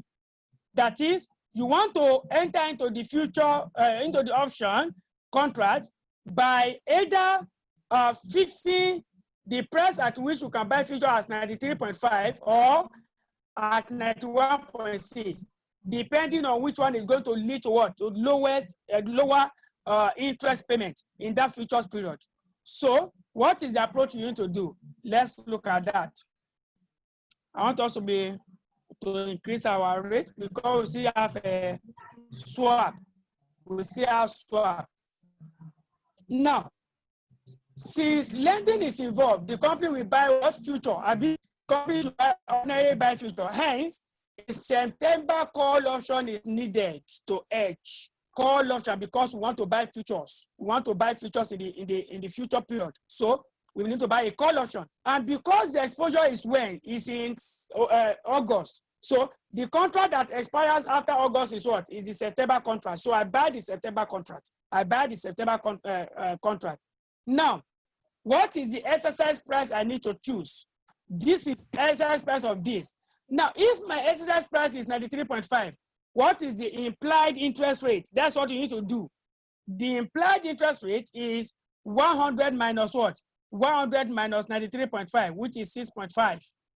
Okay. However, what is the premium I need to pay? The premium, you know, I'm buying a September call, Labi. So this is the premium. The premium in percentage is 0.486%. Is 0.486%. So look at it. Is 0.486% is the premium I need to pay. Now, because this is what? This is a receipt. My premium should reduce my receipt. That is why this is 0.486 was deducted from 6.5 to get 6.014. Do you understand? Now, let me come again. We have 93.5 exercise price. That is the first exercise price. And we are buying September call option. So you have to come under September call option. I don't need puts. Since I don't need puts, I don't have business with puts. Let's go there. Let's go to that question. Look at it. We are given put, we are given call. I don't have business with puts. I have business with call. So June call option, September call option. And we have decided that we are buying what? We are buying September call option. So this is where I'm dealing with. I'm dealing with this line here. Call under September. That is the one I'm dealing with. Okay, if I'm dealing with that, if I choose exercise price of 93.5, I will pay premium of 0.486. If I choose premium of 91, exercise price of 91.6, I will pay premium of 0.648%. Premium and percent when you are dealing with interest rate option on interest on futures. Okay. All right. If that is the case, it means I need to look at these two exercise prices. Which one is going to give me the higher receipt? You know, I want to receive, I want to deposit. Which one is going to lead to the higher amount of interest receivable? All right. Now, because this one is price, Abi, you can see 96.5. I will say, what is the implied interest rate in the future market? To get the implied interest rate, I will say 100 minus 93.5. Also, here to get the implied interest rate, I will say 100 minus 91.6. However, that is what I'm going to receive, Abi, if I want to exercise that rate. Now, however, I'm going to pay premium. My premium should reduce my receipt. So it is going to be this that is the implied interest rate I will get here, minus the interest I'm going to pay in the form of a premium. So that is what we did right down here. This is the implied interest rate for this exercise price. This is it. I'm paying premium of this. The premium will reduce my receipt. So this is the outcome. Here, this is the implied interest rate, that is 100 minus 91.6, will give me 8.4, and I'm going, you can see minus AB. So minus the premium I'm paying, I will have 7.752. So which one is giving me highest receipt? That is the exercise price of 91.6. That is the exercise price I'm going to choose. So I will choose exercise price of 91.6 because that is the one that will give me the higher amount of receipt. Please don't just go and say, oh, Shebi is a receipt. Okay, this one is lower than this. I'm paying this. No, your premium will determine, because by the time you deduct your premium, this one may become advantageous over this. Do you understand? That is why you don't just pick it on the surface. You need to do the analysis the way I did it here. Okay. So the exercise price of 91.6 will be chosen because this will yield a higher interest receipt. Now, what do I need to do? I need to calculate my closing futures price. I need to calculate my closing futures price. My closing futures price. Okay. Let's go and calculate our basis. Okay, this is our current date, June 1. And LIBOR on this date is 7%, isn't it? Now, in the future interest rate, which is this, let me go and show you how I got that figure. You are not using this one to determine that figure. That one is just a mere exercise price. This is the future we bought. So that's the one we are going to use to determine the what? To determine the current interest rate in the future market. So it's going to be 100 minus 92.8. Let me confirm it. 100 minus 92.8. That is 7.2%. 7.2%. Okay, I think that is correct. You can see this is my current LIBOR, and this is my rate in the futures market. So what is happening? There is total basis of minus 0.2, minus 0.2. Now, on that August, we are given two scenarios. Isn't it that if LIBOR has increased by 0.85, that is from 7% plus 0.85 to 7.85%, that is what? LIBOR, please, it should be the other way around. This one is decrease, Abby. This one is increase. I think this one should be increased, this one should be decreased, okay? It should be the other way around. So if it has increased, it will increase to this. If it has decreased, it will decrease to this. That is 7 minus 0.85 will be this. 7 plus 0.85 will be this. So this is increase, this is decrease. Now, look at the future, this, which we have done. Our basis is this, Abby. So what do we now do? On the transaction date, which is August 1, from June 1 to September 30th is 4 months. But from June 1 to August 1 is just what? Is just 2 months. Isn't it? So it means this basis will have reduced on this date, but there will still be some basis left. That is the unexpired basis. So the unexpired basis is 2/4. Unexpired month over total month multiplied by the total basis. 2/4 times 0.2. That is what is giving us 0.5. I'm coming. Are you sure? 0.5, 0.1. I'm coming.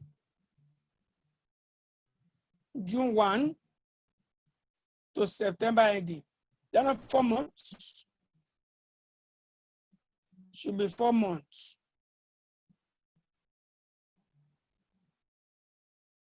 should be 4 months. So, let me see. If there's no mistake in this price, 7.2, 7 point, please 1 minute, let me confirm this, 7.85 minus 7.9. The unexpired basis should be minus 0.1, be minus 0.1. Did I do the computation? Let me check down there. 1 over 4 times, you see 1 over 4? What is our transaction day? Is it ending? Let me see. Is it August ending or 1st of August? Let me see. That's the question. That's the question. Our exposure dates on, let me check that please. On 1 August 2020. So this should be 0.1 then. Okay. What we are going to do, that date to 31st August. This is the only thing we can do here. 31 to 31 August. Change it to 31 August. So that the unexpired will be what? 1 over 4. 1 over 4. So the date should be changed to 31st August. So 1 over 4 times 0.0 will be minus what? Minus 0.05. It is given in the question. Look at the requirement. Ogechuku, look at the question. The requirement says if labor has increased or decreased by 0.85, okay, by 0.85. Check it, you see it right there in the question, okay? It's there in the question. If labor has increased or decreased by 0.85, that is what I used to create that scenario. Okay, so change that date to 31 instead of 1st of August, 31st of August. So we have our unexpired basis to what? Minus 0.05. Okay. So in the case, I will now come here, I say minus 0.05. Is my closing neighbor. So this will not be the what? This one will be the balance figure. That will be the balance figure. So how to get the balance figure? Because it's negative, I will multiply. Please 1 minute. I mean, that is calling.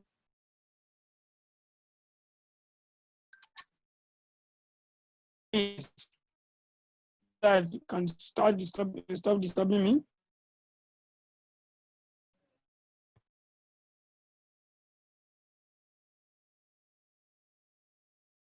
Okay, so let's continue.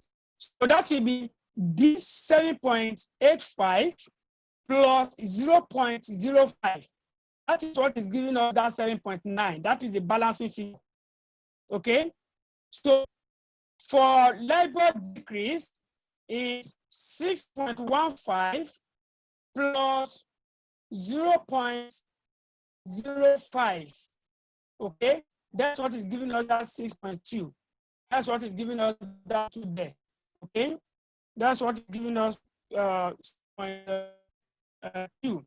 Okay, it means in the future market, this is the closing futures rate. If LIBOR increase, this is the closing futures rate. If LIBOR decrease.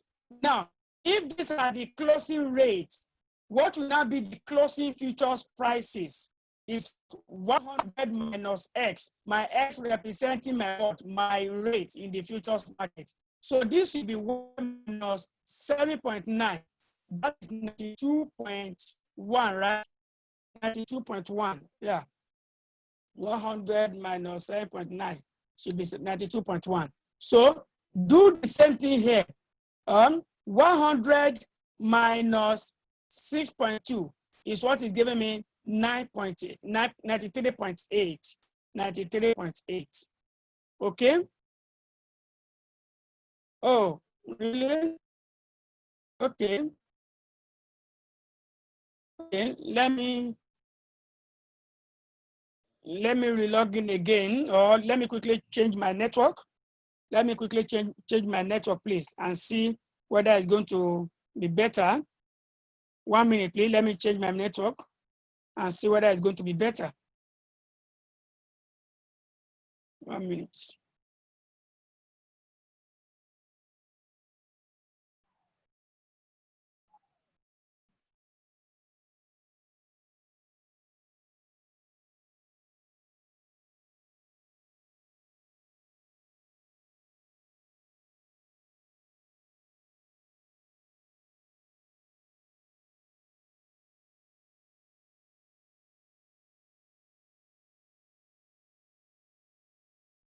Hello, sir. Is my voice clear now, sir? Oh, I think. Yes, sir. All right, sir. Thank you, sir. So that is how we got our 92.1 and 93.8 as the future what? Closing future prices for both the decrease and what? And the increase. Okay, now, what will I now do? I will now compare. You know, I said this company should buy future, isn't it? It means if the company buys future, it have to sell on this date at these two prices, okay, at these two prices. So I will go and compare the selling price here with the exercise price. If I'm to buy at the exercise price, I will see which one, whether it's going to lead to profit. If it leads to profit, then I will exercise my right. If it's leading to loss, I will abandon the option. Meanwhile, if I abandon that option, my premium is gone. But it is better to lose the premium than to lose the premium and still incur a loss in the what? In the futures market. It will be a double loss. So it's better I lose the premium and I will now abandon the option rather than to exercise the option and lose and still lose the premium. That is the logic. Okay. Let us now go and see what happens here. Exercise or not. That is the decision I want to what? I want to reach now. Do I exercise my right or not? Look at the exercise price. The exercise price we have chosen is 91.6. That is, on this date, we have agreed that we are going to buy futures at 91.6. Now, if we are buying futures, you know it's option that we have not actually bought that futures. I mean, we have only bought option to buy, And don't forget, options are assumed to be what? European style options. What does it mean? It means option can be exercised at what? At the end of the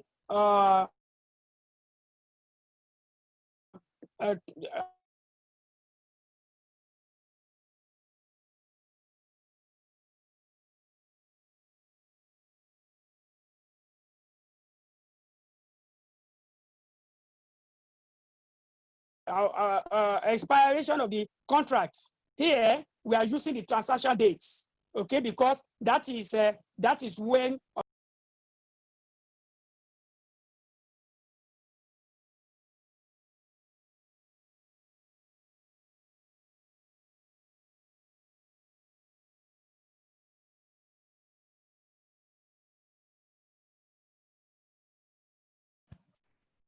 okay, sorry about the loss in connection. Okay, I was saying that, excuse me, if I exercise my right, I will buy futures at this, isn't it? But I will now sell it immediately for 92.1. Because this is the selling price of the option in the market.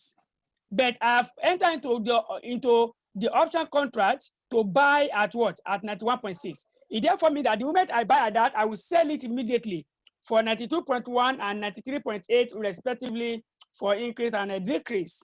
Are we together? So, will I now exercise my right? I will now say exercise. Do I exercise? Now, look at it. You buy at this and you are selling at this. Definitely, it is better I exercise. I will say yes. Because exercising that right will give me profit of 0.5. Yes, I have to exercise because I will be saving 0.5. Now, the second scenario, I buy at this, I'm selling at 93.8. Yes, exercise that right. Because exercising the right will be giving me profit of 2.2. But at DB, it was other way around. That is, maybe this one is 92.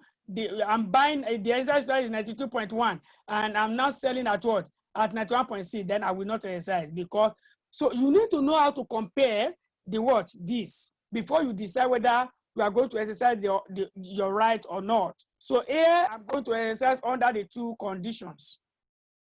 Under the two conditions, I will exercise. All right, if that is the case, what is going to be the outcome of the edge? LIBOR decrease, LIBOR increase, okay. Now, actual interest cost, don't forget, anytime you want to evaluate an edge, you are assuming you did not edge. Assume you did not edge. If you have not edged, then you are going to, okay, how will I take it now? You are going to convert at the closing NIBOR. Okay, you are going to convert at the closing NIBOR. That is how to evaluate all interest rate edge. Assume it's not even only interest, even currency rate. That's what we have been doing right from inception. Assuming you did not edge. So what will be the actual outcome? What will be the actual outcome? That's what we are doing. That's why I said times R. You look at it under LIBOR increase, LIBOR decrease. That's why I put R there. You know, we have two situations, LIBOR increase, LIBOR decrease. That's why I have R there. You see the R over there. Now, multiply by the deposit amount, then I'm depositing for 6 months. So I will take interest for 6 months, 6 over 12. This will be the outcome here. That will be the outcome there. Now, I'm making a savings. That is a profit from me exercising my right. And what is the profit? S. You can see I denoted it with S here. S times 340,000 times 6 over 12. This is the profit I'm making in the two situations. Okay. I will now say, what is the premium I have paid? I have paid a premium of 0.648 because I choose exercise price of 91.6. The relevant premium under that exercise price is 0.648%. So 0.648 times 340,000 times 6 over 12. This is the premium I'm paying. So the premium should reduce my receipt. Okay. Now, in addition, I'm not going to be able to enjoy interest at the above rate because I'm going to borrow at what? I'm going to deposit at LIBOR minus what? Minus certain percentage. So what is the margin below LIBOR? The margin below LIBOR I was given there as 5%. So 5% times 340,000 times 6 over 12 is going to be the deduction against the LIBOR. That's why we have it as 850. So what is the net outcome? The net outcome is 12,339 and 12,249. What is the effective interest rate? Outcome over what? Over the loan amount times 12 over 6. This is my outcome. This is the loan amount. I'm taking it to what? Per annum. I'm converting it from 6 months to per annum. That is why I reverse that 6 over 12 to 12 over 6 over 12 to 12 over 6. So I have 7.2%. That's my effective interest rate. 7.2% effective interest rate. It does not mean that the two will be the same. This is just a coincidence. This is just a coincidence. It does not mean that when you are given a series of situations, they have to be the same effective interest rate. No, this is just a mere coincidence. They might differ in actual sense. So this is the end of our session 14. That's the end of our session 14. Let me go and share my screen on the last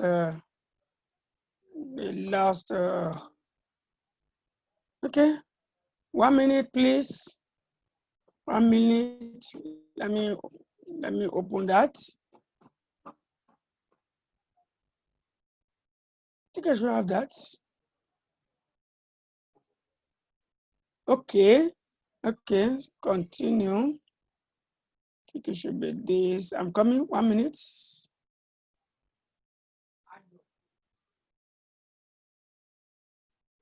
They opened this before.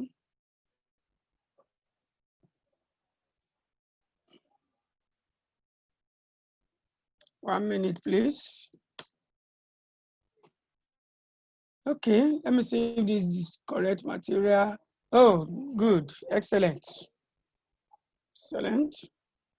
So let me share my screen. Identify because we are converting from, you know what, where the interest we pay is for 6 months.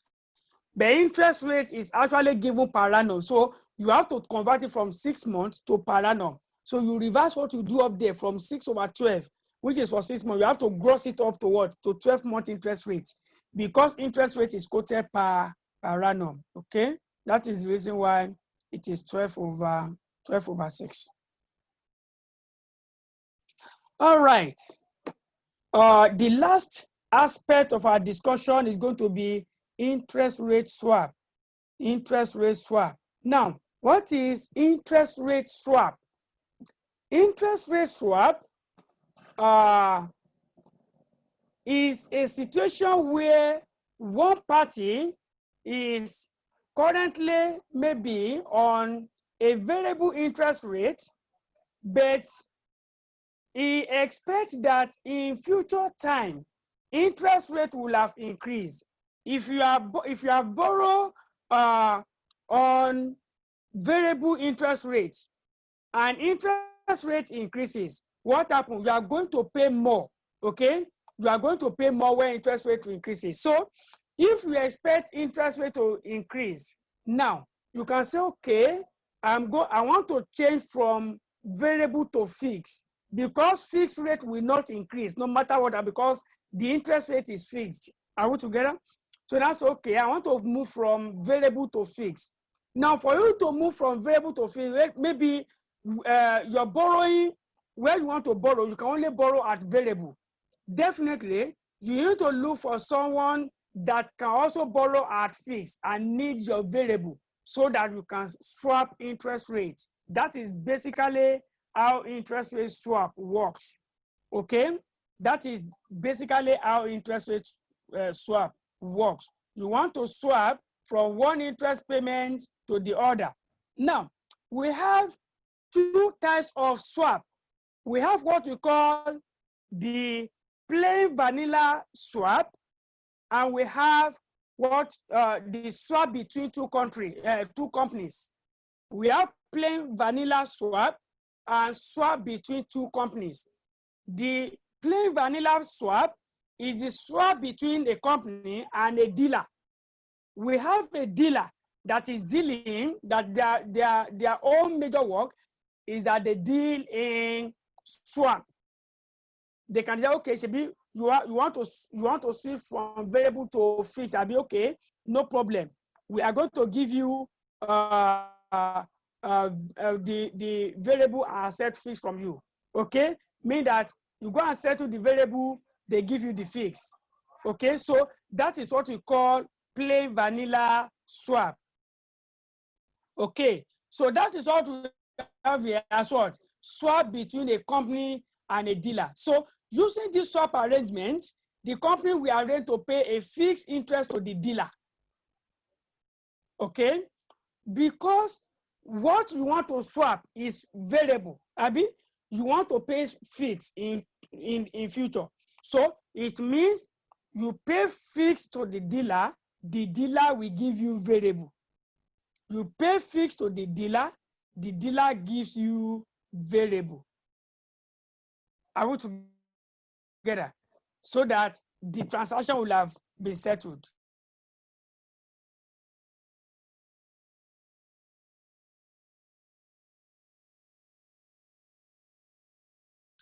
That is what we call plain vanilla.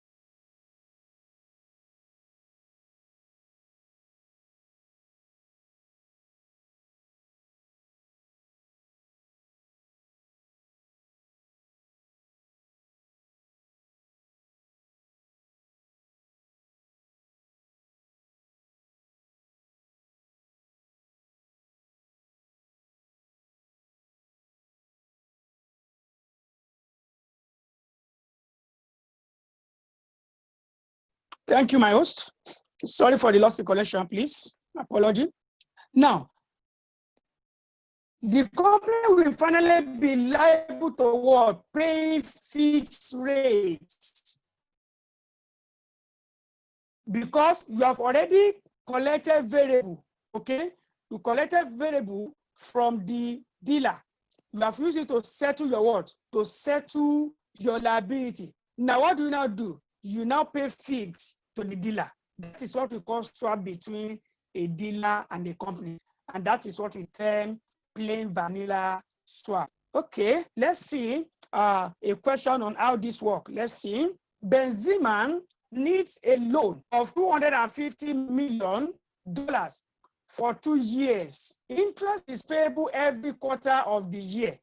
It can borrow at LIBOR plus 200 basis points, but want to obtain a fixed rate for the full 2 years period. You can see that it can borrow at what? It can borrow at LIBOR. You can see now, LIBOR is variable. So it means it can borrow at variable rate plus 200 basis points. But want to obtain fixed rate for the full 2 years period. A bank has indicated its willingness to receive a fixed rate of 9.5% in exchange for the payment of 3-month LIBOR. Look at it, because interest is paid when? Every quarter. Okay, so required, calculate the net interest payment as a result of the swap. Calculate the interest payment if LIBOR is 10%. Calculate the interest payment if LIBOR is 5%. That is quite very simple. It's not giving you any issue at all. Look at it. Now, we want to calculate net interest payment for situation 1. This is the actual interest in the spot market. This is what you need to go and pay now. LIBOR plus 2%. That is what I LIBOR. That is the rate at which you can borrow. So you need to settle this in the spot market, isn't it? This is what you need to settle in the spot market. Actual interest rate in the spot market is LIBOR plus 2%. That is your liability. Okay. Now, the swap is that the company will pay you, the company will pay fixed to the dealer, because what you want to swap is what? You want to swap variable for fixed. You want to be paying fixed, isn't it? So what are you going to do? You will pay fixed to the dealer. The dealer will give you variable. So it is the variable you now go and use to what? To settle your liability in the spot market. That is how it works. So look at it. You pay fixed of 9.5% to the dealer. I believe you know from where I got that 9.5%. Come and sit here. Come and see. Calculate the net receipt, net interest payment as a sort of the swap. Look at it. The question says the bank is willing to receive a fix of what? 9.5%. a fix of 9.5% is what the bank is willing to receive from you. If at all you want to, the swap is going to be successful. Okay, if that is the case, you are paying fix to the dealer. Then what now happen? The dealer will now give you LIBOR. LIBOR is a variable. I already told you, nobody will hedge this 2% because the 2% is your basis point. Is dependent on your financial risk. Nobody will hedge your financial risk, okay? So that is why you see, I did not tell you that the company receive LIBOR plus 2%. No, you cannot receive LIBOR plus 2%. You can only receive LIBOR because LIBOR is a variable there. So you will pay fixed to the dealer. The dealer will give you LIBOR. So you now see what is going to be your net interest payment. Now, LIBOR, we cancel LIBOR, true or false? LIBOR, we cancel LIBOR. Isn't it? LIBOR, we cancel LIBOR. So if LIBOR cancel LIBOR, you have 2% left here, and you have 9.5% payment to the dealer. Your effective interest rate is 11.5%. So what will now be the actual interest payment? Actual interest payment is 11.5% of 25 million.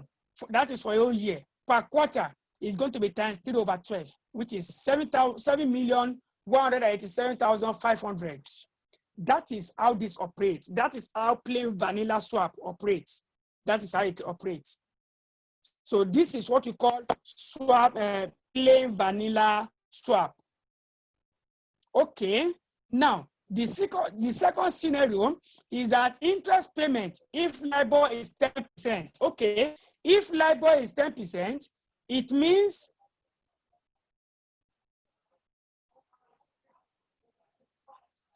if LIBOR is 10%, it means in the cash market, you are going to pay actual interest of what? Actual interest of LIBOR plus 2%. And if your LIBOR is 10%, then you are going to pay 10% plus 2% basis points. Isn't it? You can see here, they just say LIBOR. They didn't give you a figure for that LIBOR. Now the question is, LIBOR, if LIBOR is 10%. So where you have that LIBOR, put 10% there instead. Then plus your basis risk, basis point. So the company pays fees of 9.5 and receive LIBOR of 10%. So what happens? Your effective interest rate is still 2% plus 9.5%, which is 11.5%. So it's giving you the same outcome. Then situation three, if LIBOR is what? LIBOR is 5%. So what you are going to pay, actual interest payment is 5% plus 2%. You pay fixed to the dealer, 9.5%. You receive LIBOR, which is a variable of 5%. What is your effective interest rate? It's 11.5%. You can see that effectively you have moved from variable to fixed. You can see that at every point in time, your interest rate is fixed, 11.5, 11.5, 11.5. That is how plain vanilla swap works. Okay, now, another concept we need to know is how do we value swap, valuation of swap. Now, at the inception of the swap arrangement, okay, both the variable rate and fixed are expected to be zero. That is, they are supposed to be the same, rather. So that when you net them off, they're expected to lead to zero. So at the inception, no party is expected to gain or lose. Both of you should be at par. However, as the transaction date, the date that you are going to carry out the swap obligation, then interest rate will have moved. So one party is now gaining while the other party is losing. Are we together? But at the section of the swap arrangement, both parties should be at par. Okay, if that is the case, we can calculate what is the variable interest rate to be received from the dealer. You know that you are receiving variable, you are paying fees. So the first thing we are going to look at how do you value at the inception what the variable, if it is not given in the question, how do you determine the variable interest rate to be received from the dealer? If it is not given in the question, how do you compute it? That is what we call valuation of swap. We're also going to look at what is the fixed rate you are expected to pay to the dealer if it is not given in the question. So two things we want to look at. That's why we call it valuation of swap. How do we compute the variable you are going to receive from the dealer? And how do you compute the variable, the fix you are going to pay to the dealer? Okay. Now, the variable interest to be received from the dealer is computed as, look at it, variable rate is forward rate minus basis point. Minus basis point. Okay, meaning that in the question, you will be given your spot rates. We call it spot yield rate. They can give you your spot yield rate for several years, say 4 years, year 1, year 2, year 3, year 4. So from those spot yield rates, you are expected to compute your future rates. Okay, you are expected to compute your future rates, that is estimated rate in the future. Then you now deduct your basis point from it to get your variable that you are going to be paying to that dealer. Okay, now this discount rate, all that constant for now. We are going to use the discount rate when we start. I'm going to explain it when we start valuation of fixed interest rate that we are going to what, that we are going to pay to the dealer. We want to calculate the variable you are receiving for the dealer for now. Okay, let's take this question to see how to compute that. Babajide PSC arranges a swap with a dealer to pay a fixed interest rate of 7.2% instead of a variable interest rate calculated at this point. The amount of the loan is 300 million with maturity period of 3 years. The company's yield curve revealed the following spot rates. Yield spot rate, year spot rate, year 1 6.9, year 2 7.4, year 3 8.3. Okay, now the first thing, the question, you are required to determine the variable interest rate to be received from the dealer based on the above yield curve, and B, the gain or loss on the swap at the end of the year. Okay, the first task you should carry out is to compute your what? Is to compute your forward rate. Forward rate is what we are going to compute. Now, for this one, 4.1 year 1, there is no previous rate, isn't it? So the spot rate is going to be taken as the forward rate. Get it clear? For me to compute, you know this is year 1. Okay, this is year 1. So for year 1, the spot rate and the forward rate is going to be the same because it's current or at the moment. At the moment, both the spot rate and the forward rate are the same. Are we together? However, in year 2, if I want to predict forward rate for year 2, it's going to be spot rate in year 2, okay?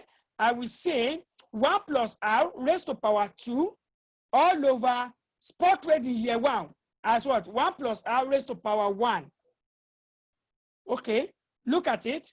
I will say 1.074 raised to power 2, that is year 2 spot rate, all over 1.069 raised to power 1, because that is what year 1 rate. Okay, I will now say minus 1. That will give me the future rate, the forward rate. That will give me the forward rate. Okay, now, please, students, let us all remember to mute our videos, please. Thank you. Okay, for the forward rate in year 3, it's going to be 1 plus the spot rate in year 3 raised to power that year, which is year 3, over 1 plus spot rate in year 2 raised to power that year, which is year 2.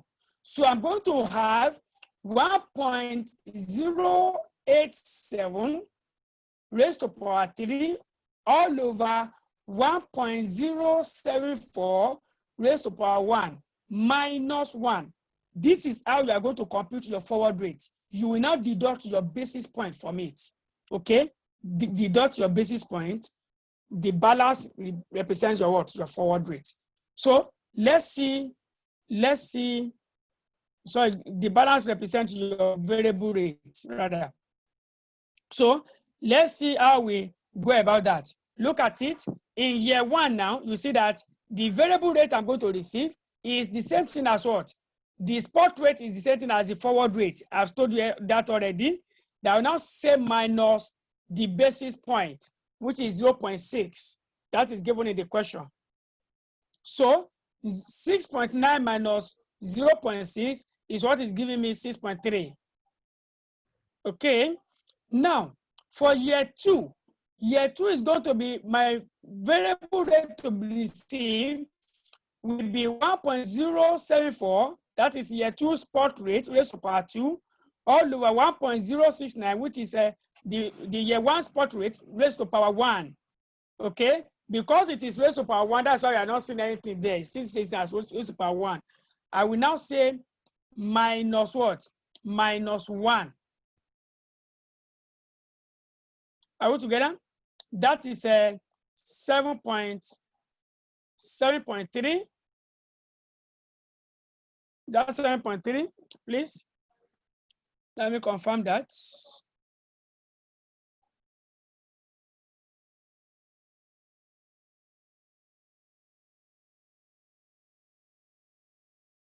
One point 1.074 raised to power 2.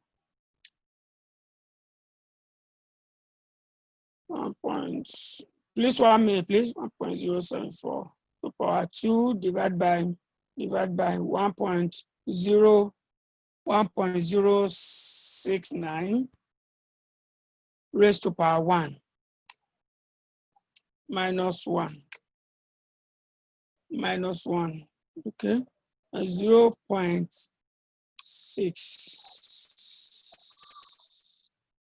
0.6.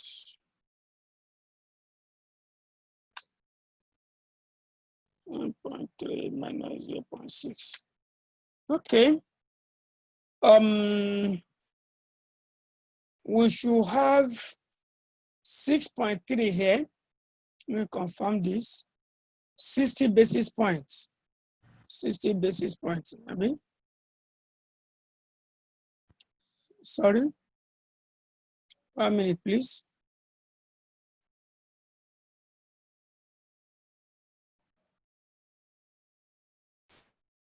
So this one should give us, we should deduct, I did not deduct and then that anyway. 7.3 minus the basis point here. That basis point has not been deducted. That should give us what? 6.7, right? So 6.5 is going to be the variable rate that we need to receive from here. Okay? 6.6 should be the variable rate. The whole of this is forward rate. The whole of this part here, we give you the forward rate. So when you deduct the 0.6 basis point, you get the variable rate you are going to receive from the dealer. What's 7.9?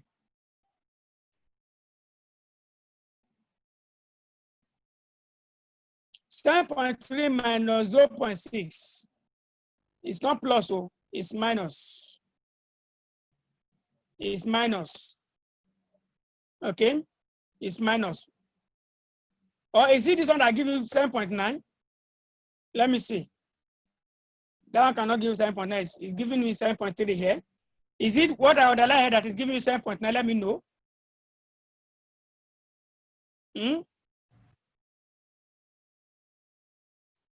Are you sure? Okay, let me confirm again. Did I do the wrong thing? Let me see. 1.074 to power 2 divided by 1.069 to power 1 minus 1. Okay, yeah. 7.9. 7.9 times 100. 7.9 minus 0.6. Okay, yeah. So it means I did not write that bit out. So please know that this is giving us 7.9, then deduct what is 0.6. We get that 7.3, Abby. Okay, thank you. Now do the same thing to this. Do the same thing to this. Let's check that one as well, whether it is correct. Let's check that one. 1.082 raised to power 1.082 raised to power 3 all over 1.074 raised to power 2 minus 1 times 100 minus 0.6.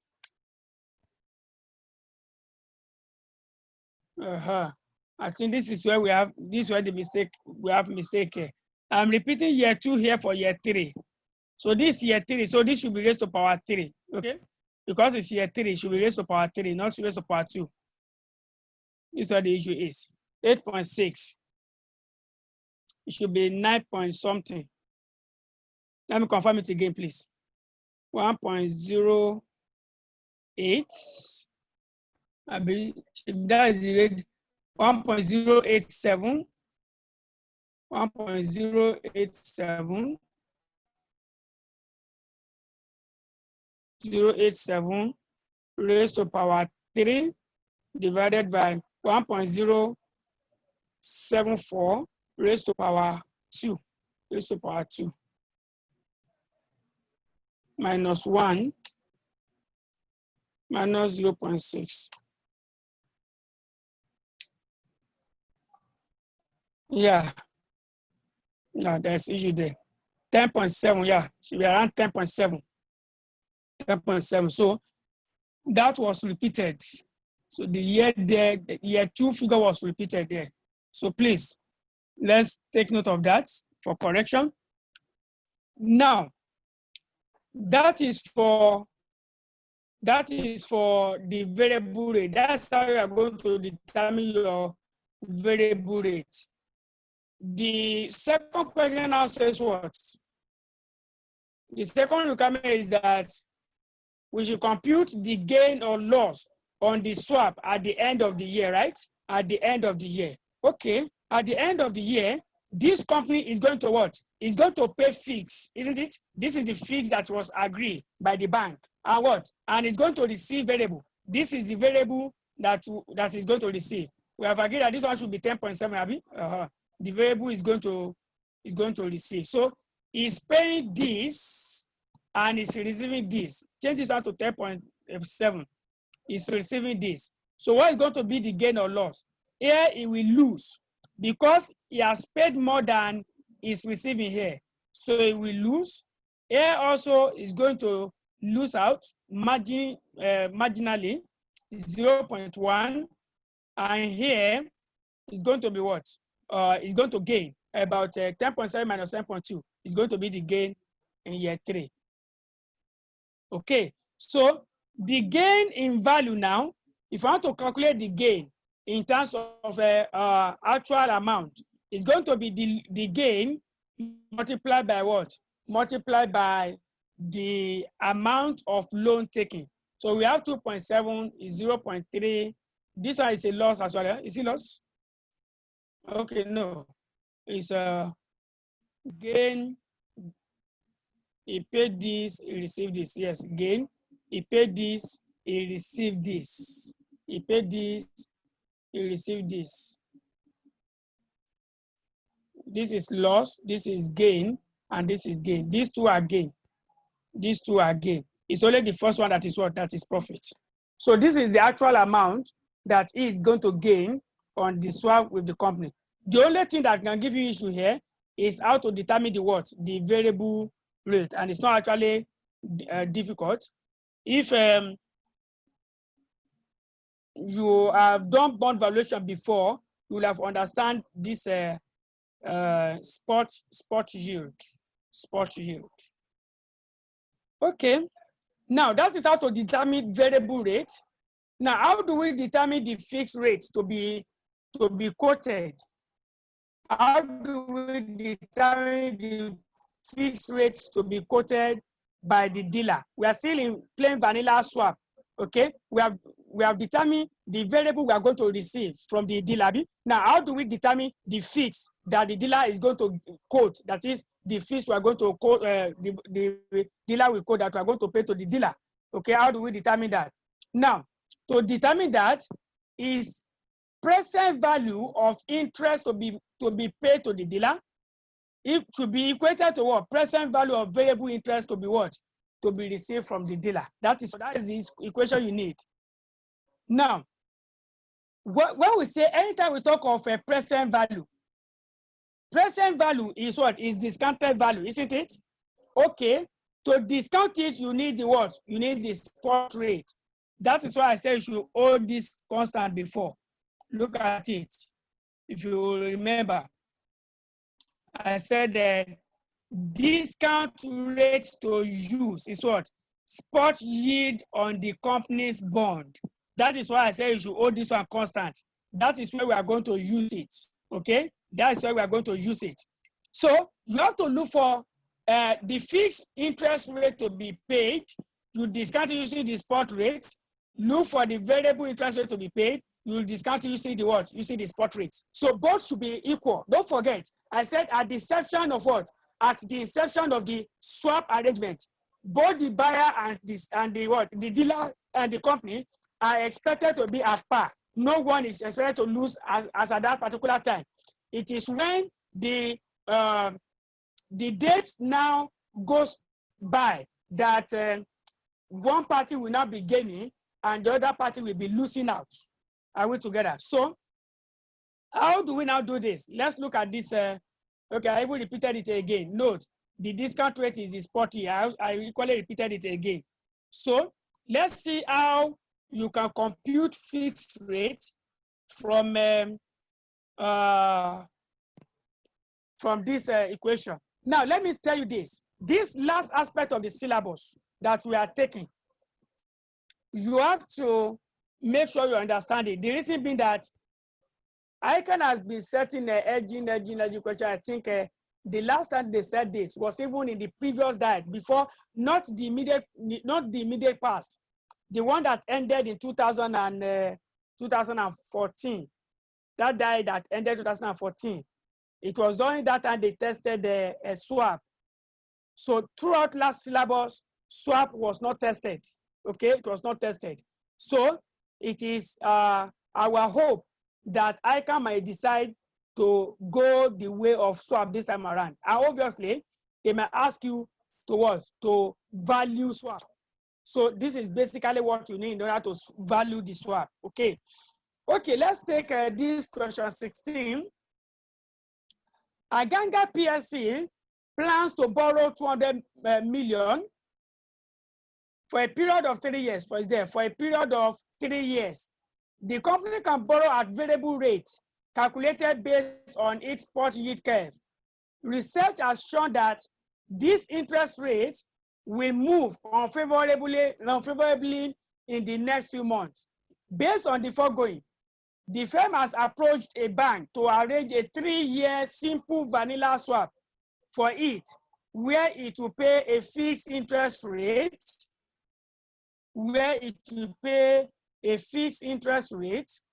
for what? In exchange for a variable. This fee should not be there. In exchange for a variable interest rate calculated based on its yield curve less 70 basis points. The firm's yield curve is shown below. The firm's yield curve is shown below. This is the firm's yield curve. 5% year 1, 5.8 year 2, 6.7 year 3. You are required to determine A, the fixed interest rate to be quoted by the bank at the beginning of the swap arrangement using the information provided. B, gain or loss on the swap at the end of each year if the variable rate predicted turned out to be the actual rate. Okay, now what do I need to do first? I need to calculate my variable rates because I was not given the variable rate. I need to calculate the variable rate using the concept we described in our previous illustration. Okay, let us calculate the variable rate. How do I calculate variable rate? Look at it. My aim is to compute fixed rate, but I need to get my variable first. So determination of variable rate. Without my variable rate, I cannot get the fixed. So year 1, 5% minimum, that is spot rate minus 0.7 is 4.3. Now, the actual amount of variable I'm going to pay is what? 20 times 20 million. So the interest rate I'm going to pay is 8.6 for variable. Are we together? Now, for the fixed, it's going to be 1.058 raised to power 2 over 1.05 for year 1 minus 1, then minus 0.7. That will give us 6.6, okay, minus 0.7. And that gives us what? 5.9%. So 5.9 times 200. This is the variable interest I'm going to be paying. You have to calculate the real amount, the real absolute amount. If you want to calculate fixed, you have to first calculate the real amount of variable you are going to be paying, actual amount, absolute amount. Okay, now in year 3, it's 1.067 raised to power 3 over 1.05, 1.058, not 0.5, raised to power 2. Now, that will give us 8.52 minus the basis point of 0.7. And that is what is giving us 7.82. So multiplied by the loan amount, we have 15.64. So these are the variables we are going to be paying. These are the variables we are going to be paying. Okay, now I will now go and discount it. Okay, I will go and discount those variables using what? Using the spot rate. Using the spot rate. Now look at it. Compute fixed interest rate. How do I compute that? I will say PV of variable interest is equal to what? PV of fixed interest. Now, my variable interest for year 1 is 8.6. I will discount it for year 1 discount spot rates. Can you see that? My year 2 variable payment is 11.8. I will discount it using the variable rate of spot rate of year 2. My variable payment for year 3 is 15.64. I will discount it using the spot rate of year 3. Now, I don't know the fixed interest payment. Do you understand now? I don't know it. I will represent it by X, but the same discount rate, I don't know the amount. So that's why I'm representing it by X.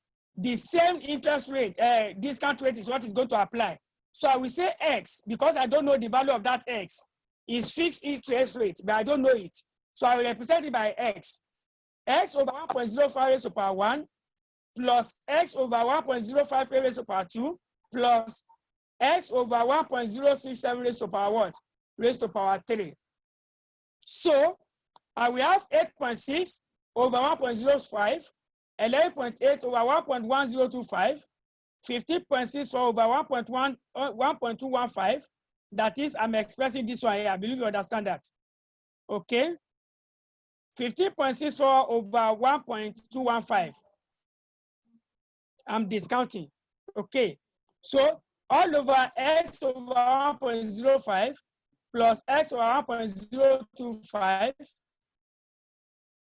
plus x over 1.215. So this will give me 8.19, 10.542, 12.875.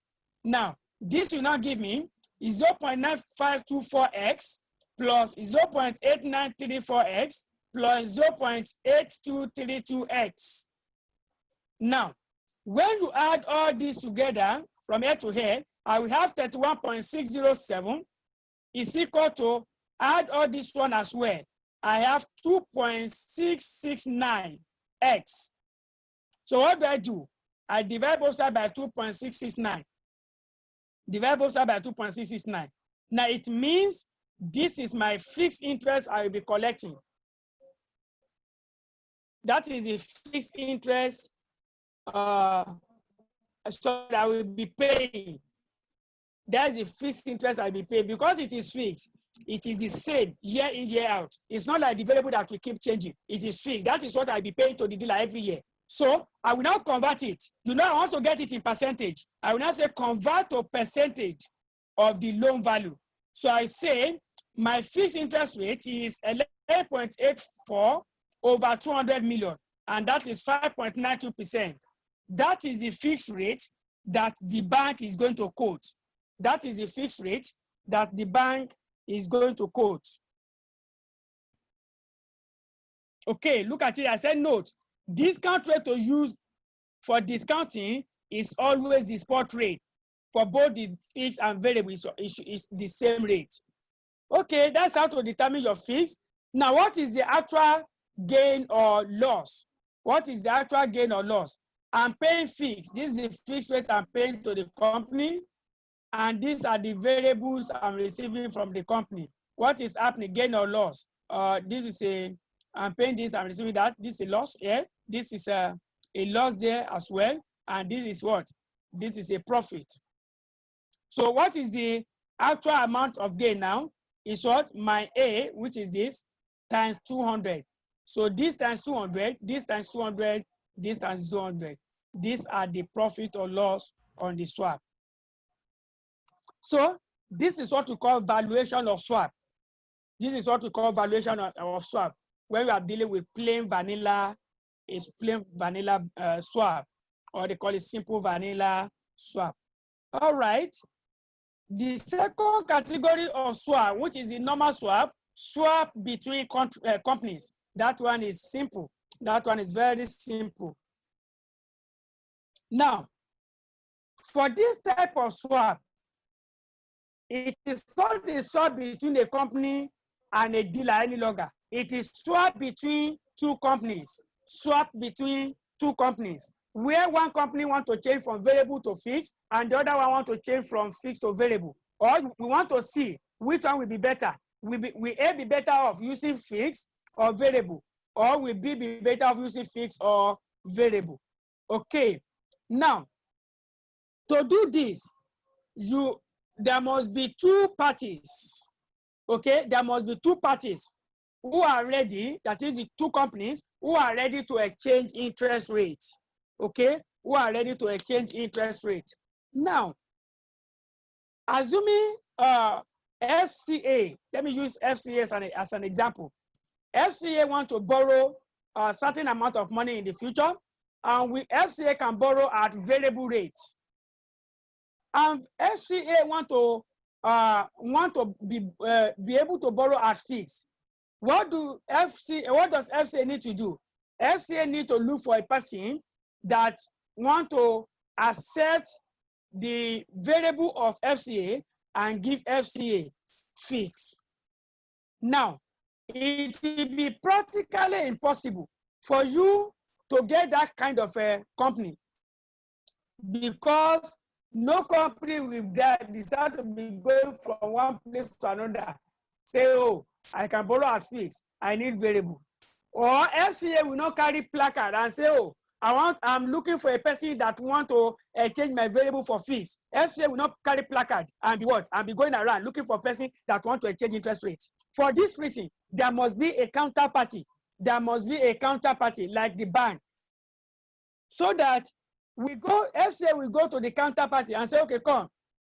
If you find someone that want to exchange interest rates, currently we can borrow at variable, but we want fixed. Now, the person that wants fixed will also go to the what? To the counterparty and lay the same complaint. By the time the counterparty is able to get two people that are interested in the swap, it will now call the two and bring them together. So it is easier that way because the counterparty deals in swap. So I will go there and notify, okay, this is the situation. Anybody that wants to swap goes to the counterparty and lay his issue. Are we together? Now, for rendering that service, the counterparty will charge a fee. It's not going to be free. It will charge a fee that both parties is going to what? Are going to pay. Both parties will have to pay that fee. All right. If that is the case, how do we now go about evaluating this type of a swap? Now, the first thing we need to do before we even go into the swap is to look at, okay, this swap we want to go into, what is going to be the benefit of the swap? Okay, what is going to be the benefit of the swap? That is what we call arbitrage, credit arbitrage. That is what? That is the benefit of the swap.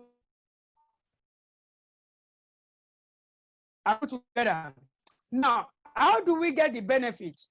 I will take the fixed rate of the two companies, I net them off, I get the difference. I will take the variable interest at which both can borrow, I will net it off and get the difference. I will now look at the difference between the difference of the fixed and what? And the difference of the variable. The difference there represents the overall benefit of the swap to both parties. That is the benefit you are now going to divide in accordance with the agreed ratio as given in the question. So you now use that to evaluate the edge. How do you evaluate the edge? You assume that, okay, if there is no swap, this company will have borrowed at this. This is the rate at which FCA can borrow if there is no swap.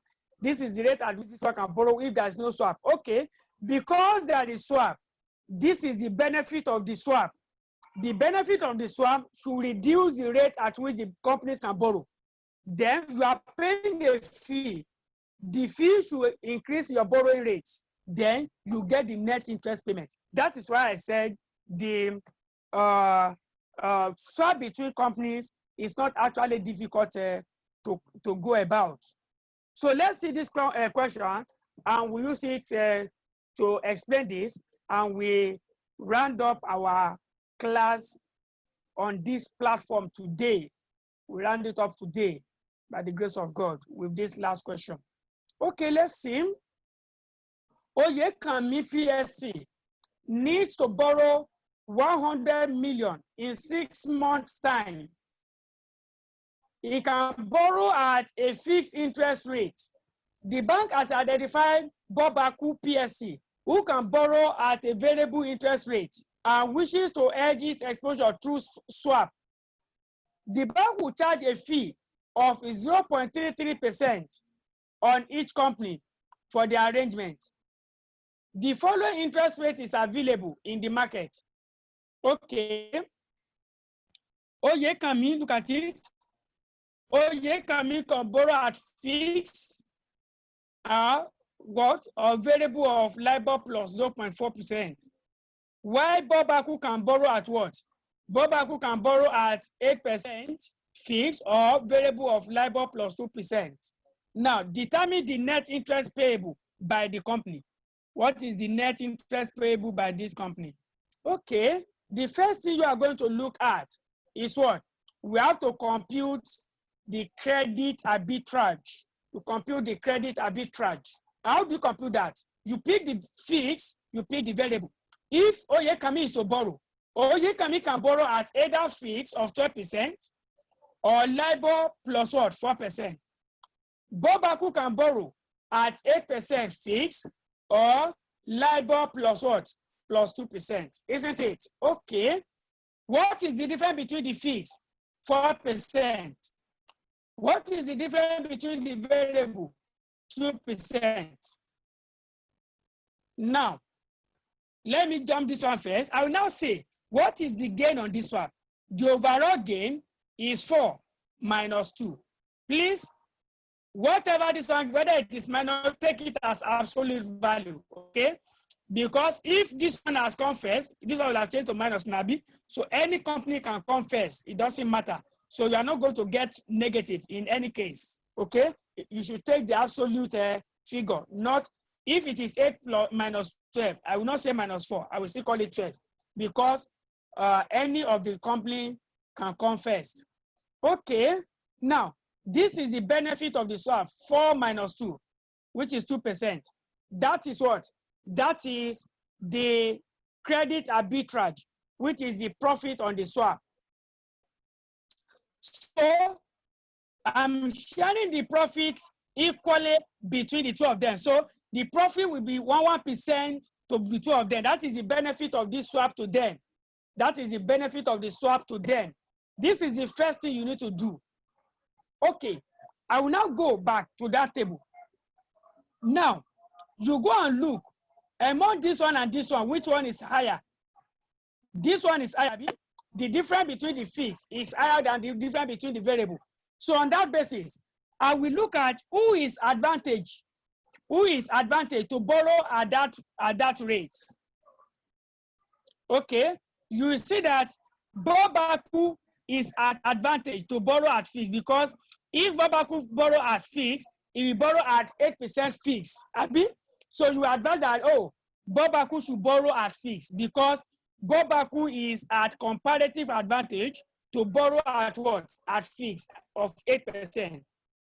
Now, the moment Bobaku borrow at 8% fixed, then Oyekami can no longer borrow at 12% fixed. He will have to borrow at variable of LIBOR plus 1%.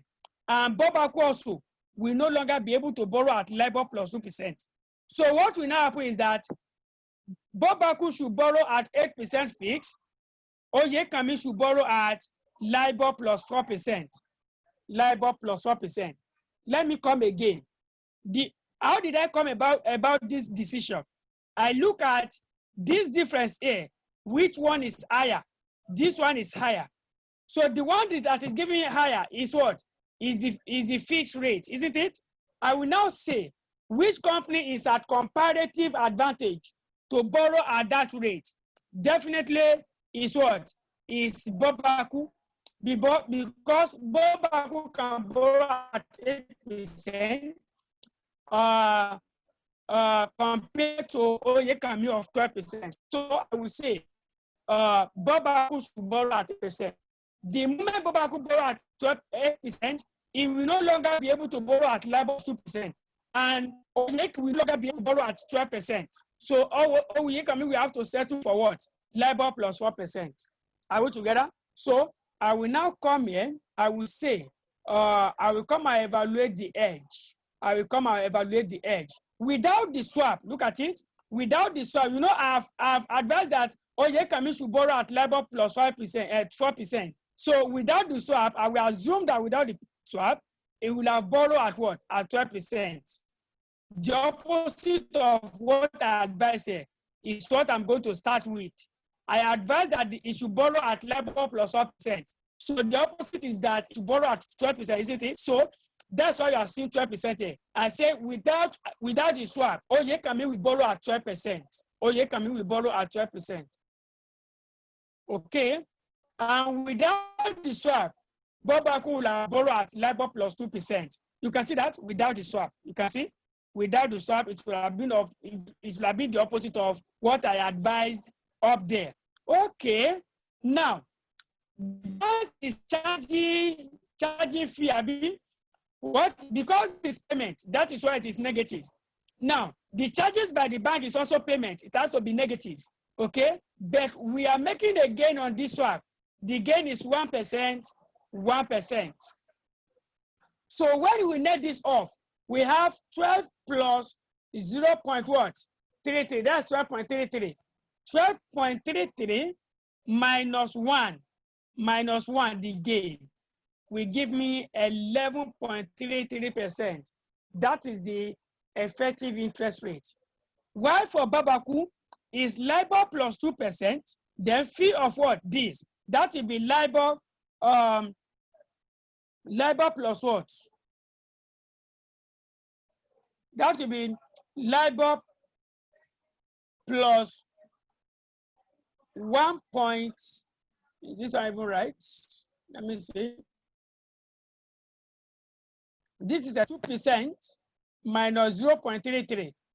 That is 1.67, Abi, 1.67. Coming? That is 1.67. So 1.67, because this is payment, 1.67 minus the benefit. The benefit is 1, Abi. Benefit is 1 minus 1. So this is going to be LIBOR plus, you borrow at LIBOR plus 0.67. LIBOR plus 0.67. Because this is not what? Oh, okay. Sorry, I understand. I made a mistake.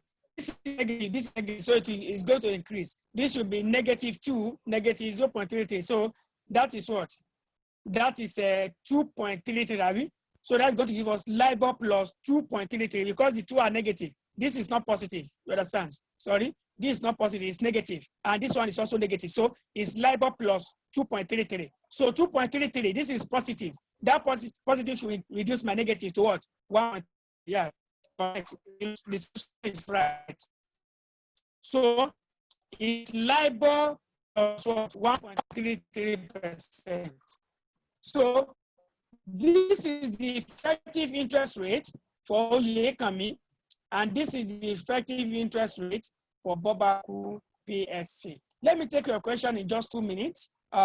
Before we call it a day on this platform, I want to thank each and every one of us for staying with us and trusting in us at FCA, for believing in our capability, for believing in what we can deliver, and join us on this platform. I want to assure you of a continuous quality lecture delivery, both on this platform and our physical classes. We want to seek your continuous cooperations at all times, cordial relationship between you and FCA to make sure that the objective of FCA that is basically to be the leading institution house in the country and even beyond, to realize that objective. Cannot do it alone. It has to be with cooperation of you, our stakeholders,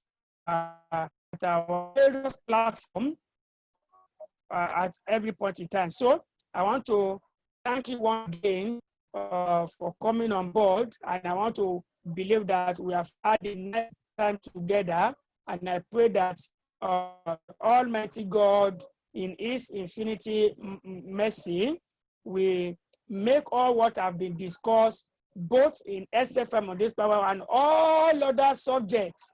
God will give you the retentive memory so that you'll be able to put them down in the right way that I can expect you to do, and be able to come out in fly color. Okay, thank you once again. Now let me take your question about please explain to get 0.9525. Where is that? Oh, okay. Okay, the previous one. The previous one. Okay, the previous one. Look at it now. I just divided now. 1 divided by. Okay, let me go to that question. You know this one.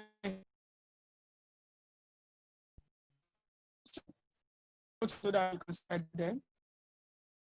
You know, this one is setting as x times 1 over 1.05. Just do 1 over 1.05 to get that times x. You understand? So that's this one the same thing. 1 over 1.05 raised to the power 2. This one also 1 over 1.067 raised to the power 2. Raised to the power 3. Okay, that's how we got that. Thank you.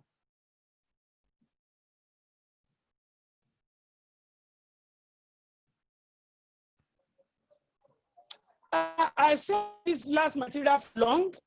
I sent it since last week. I sent it since last week. But how you did not take note of it? You did not, so I'm going to look, don't worry, I will forward it again.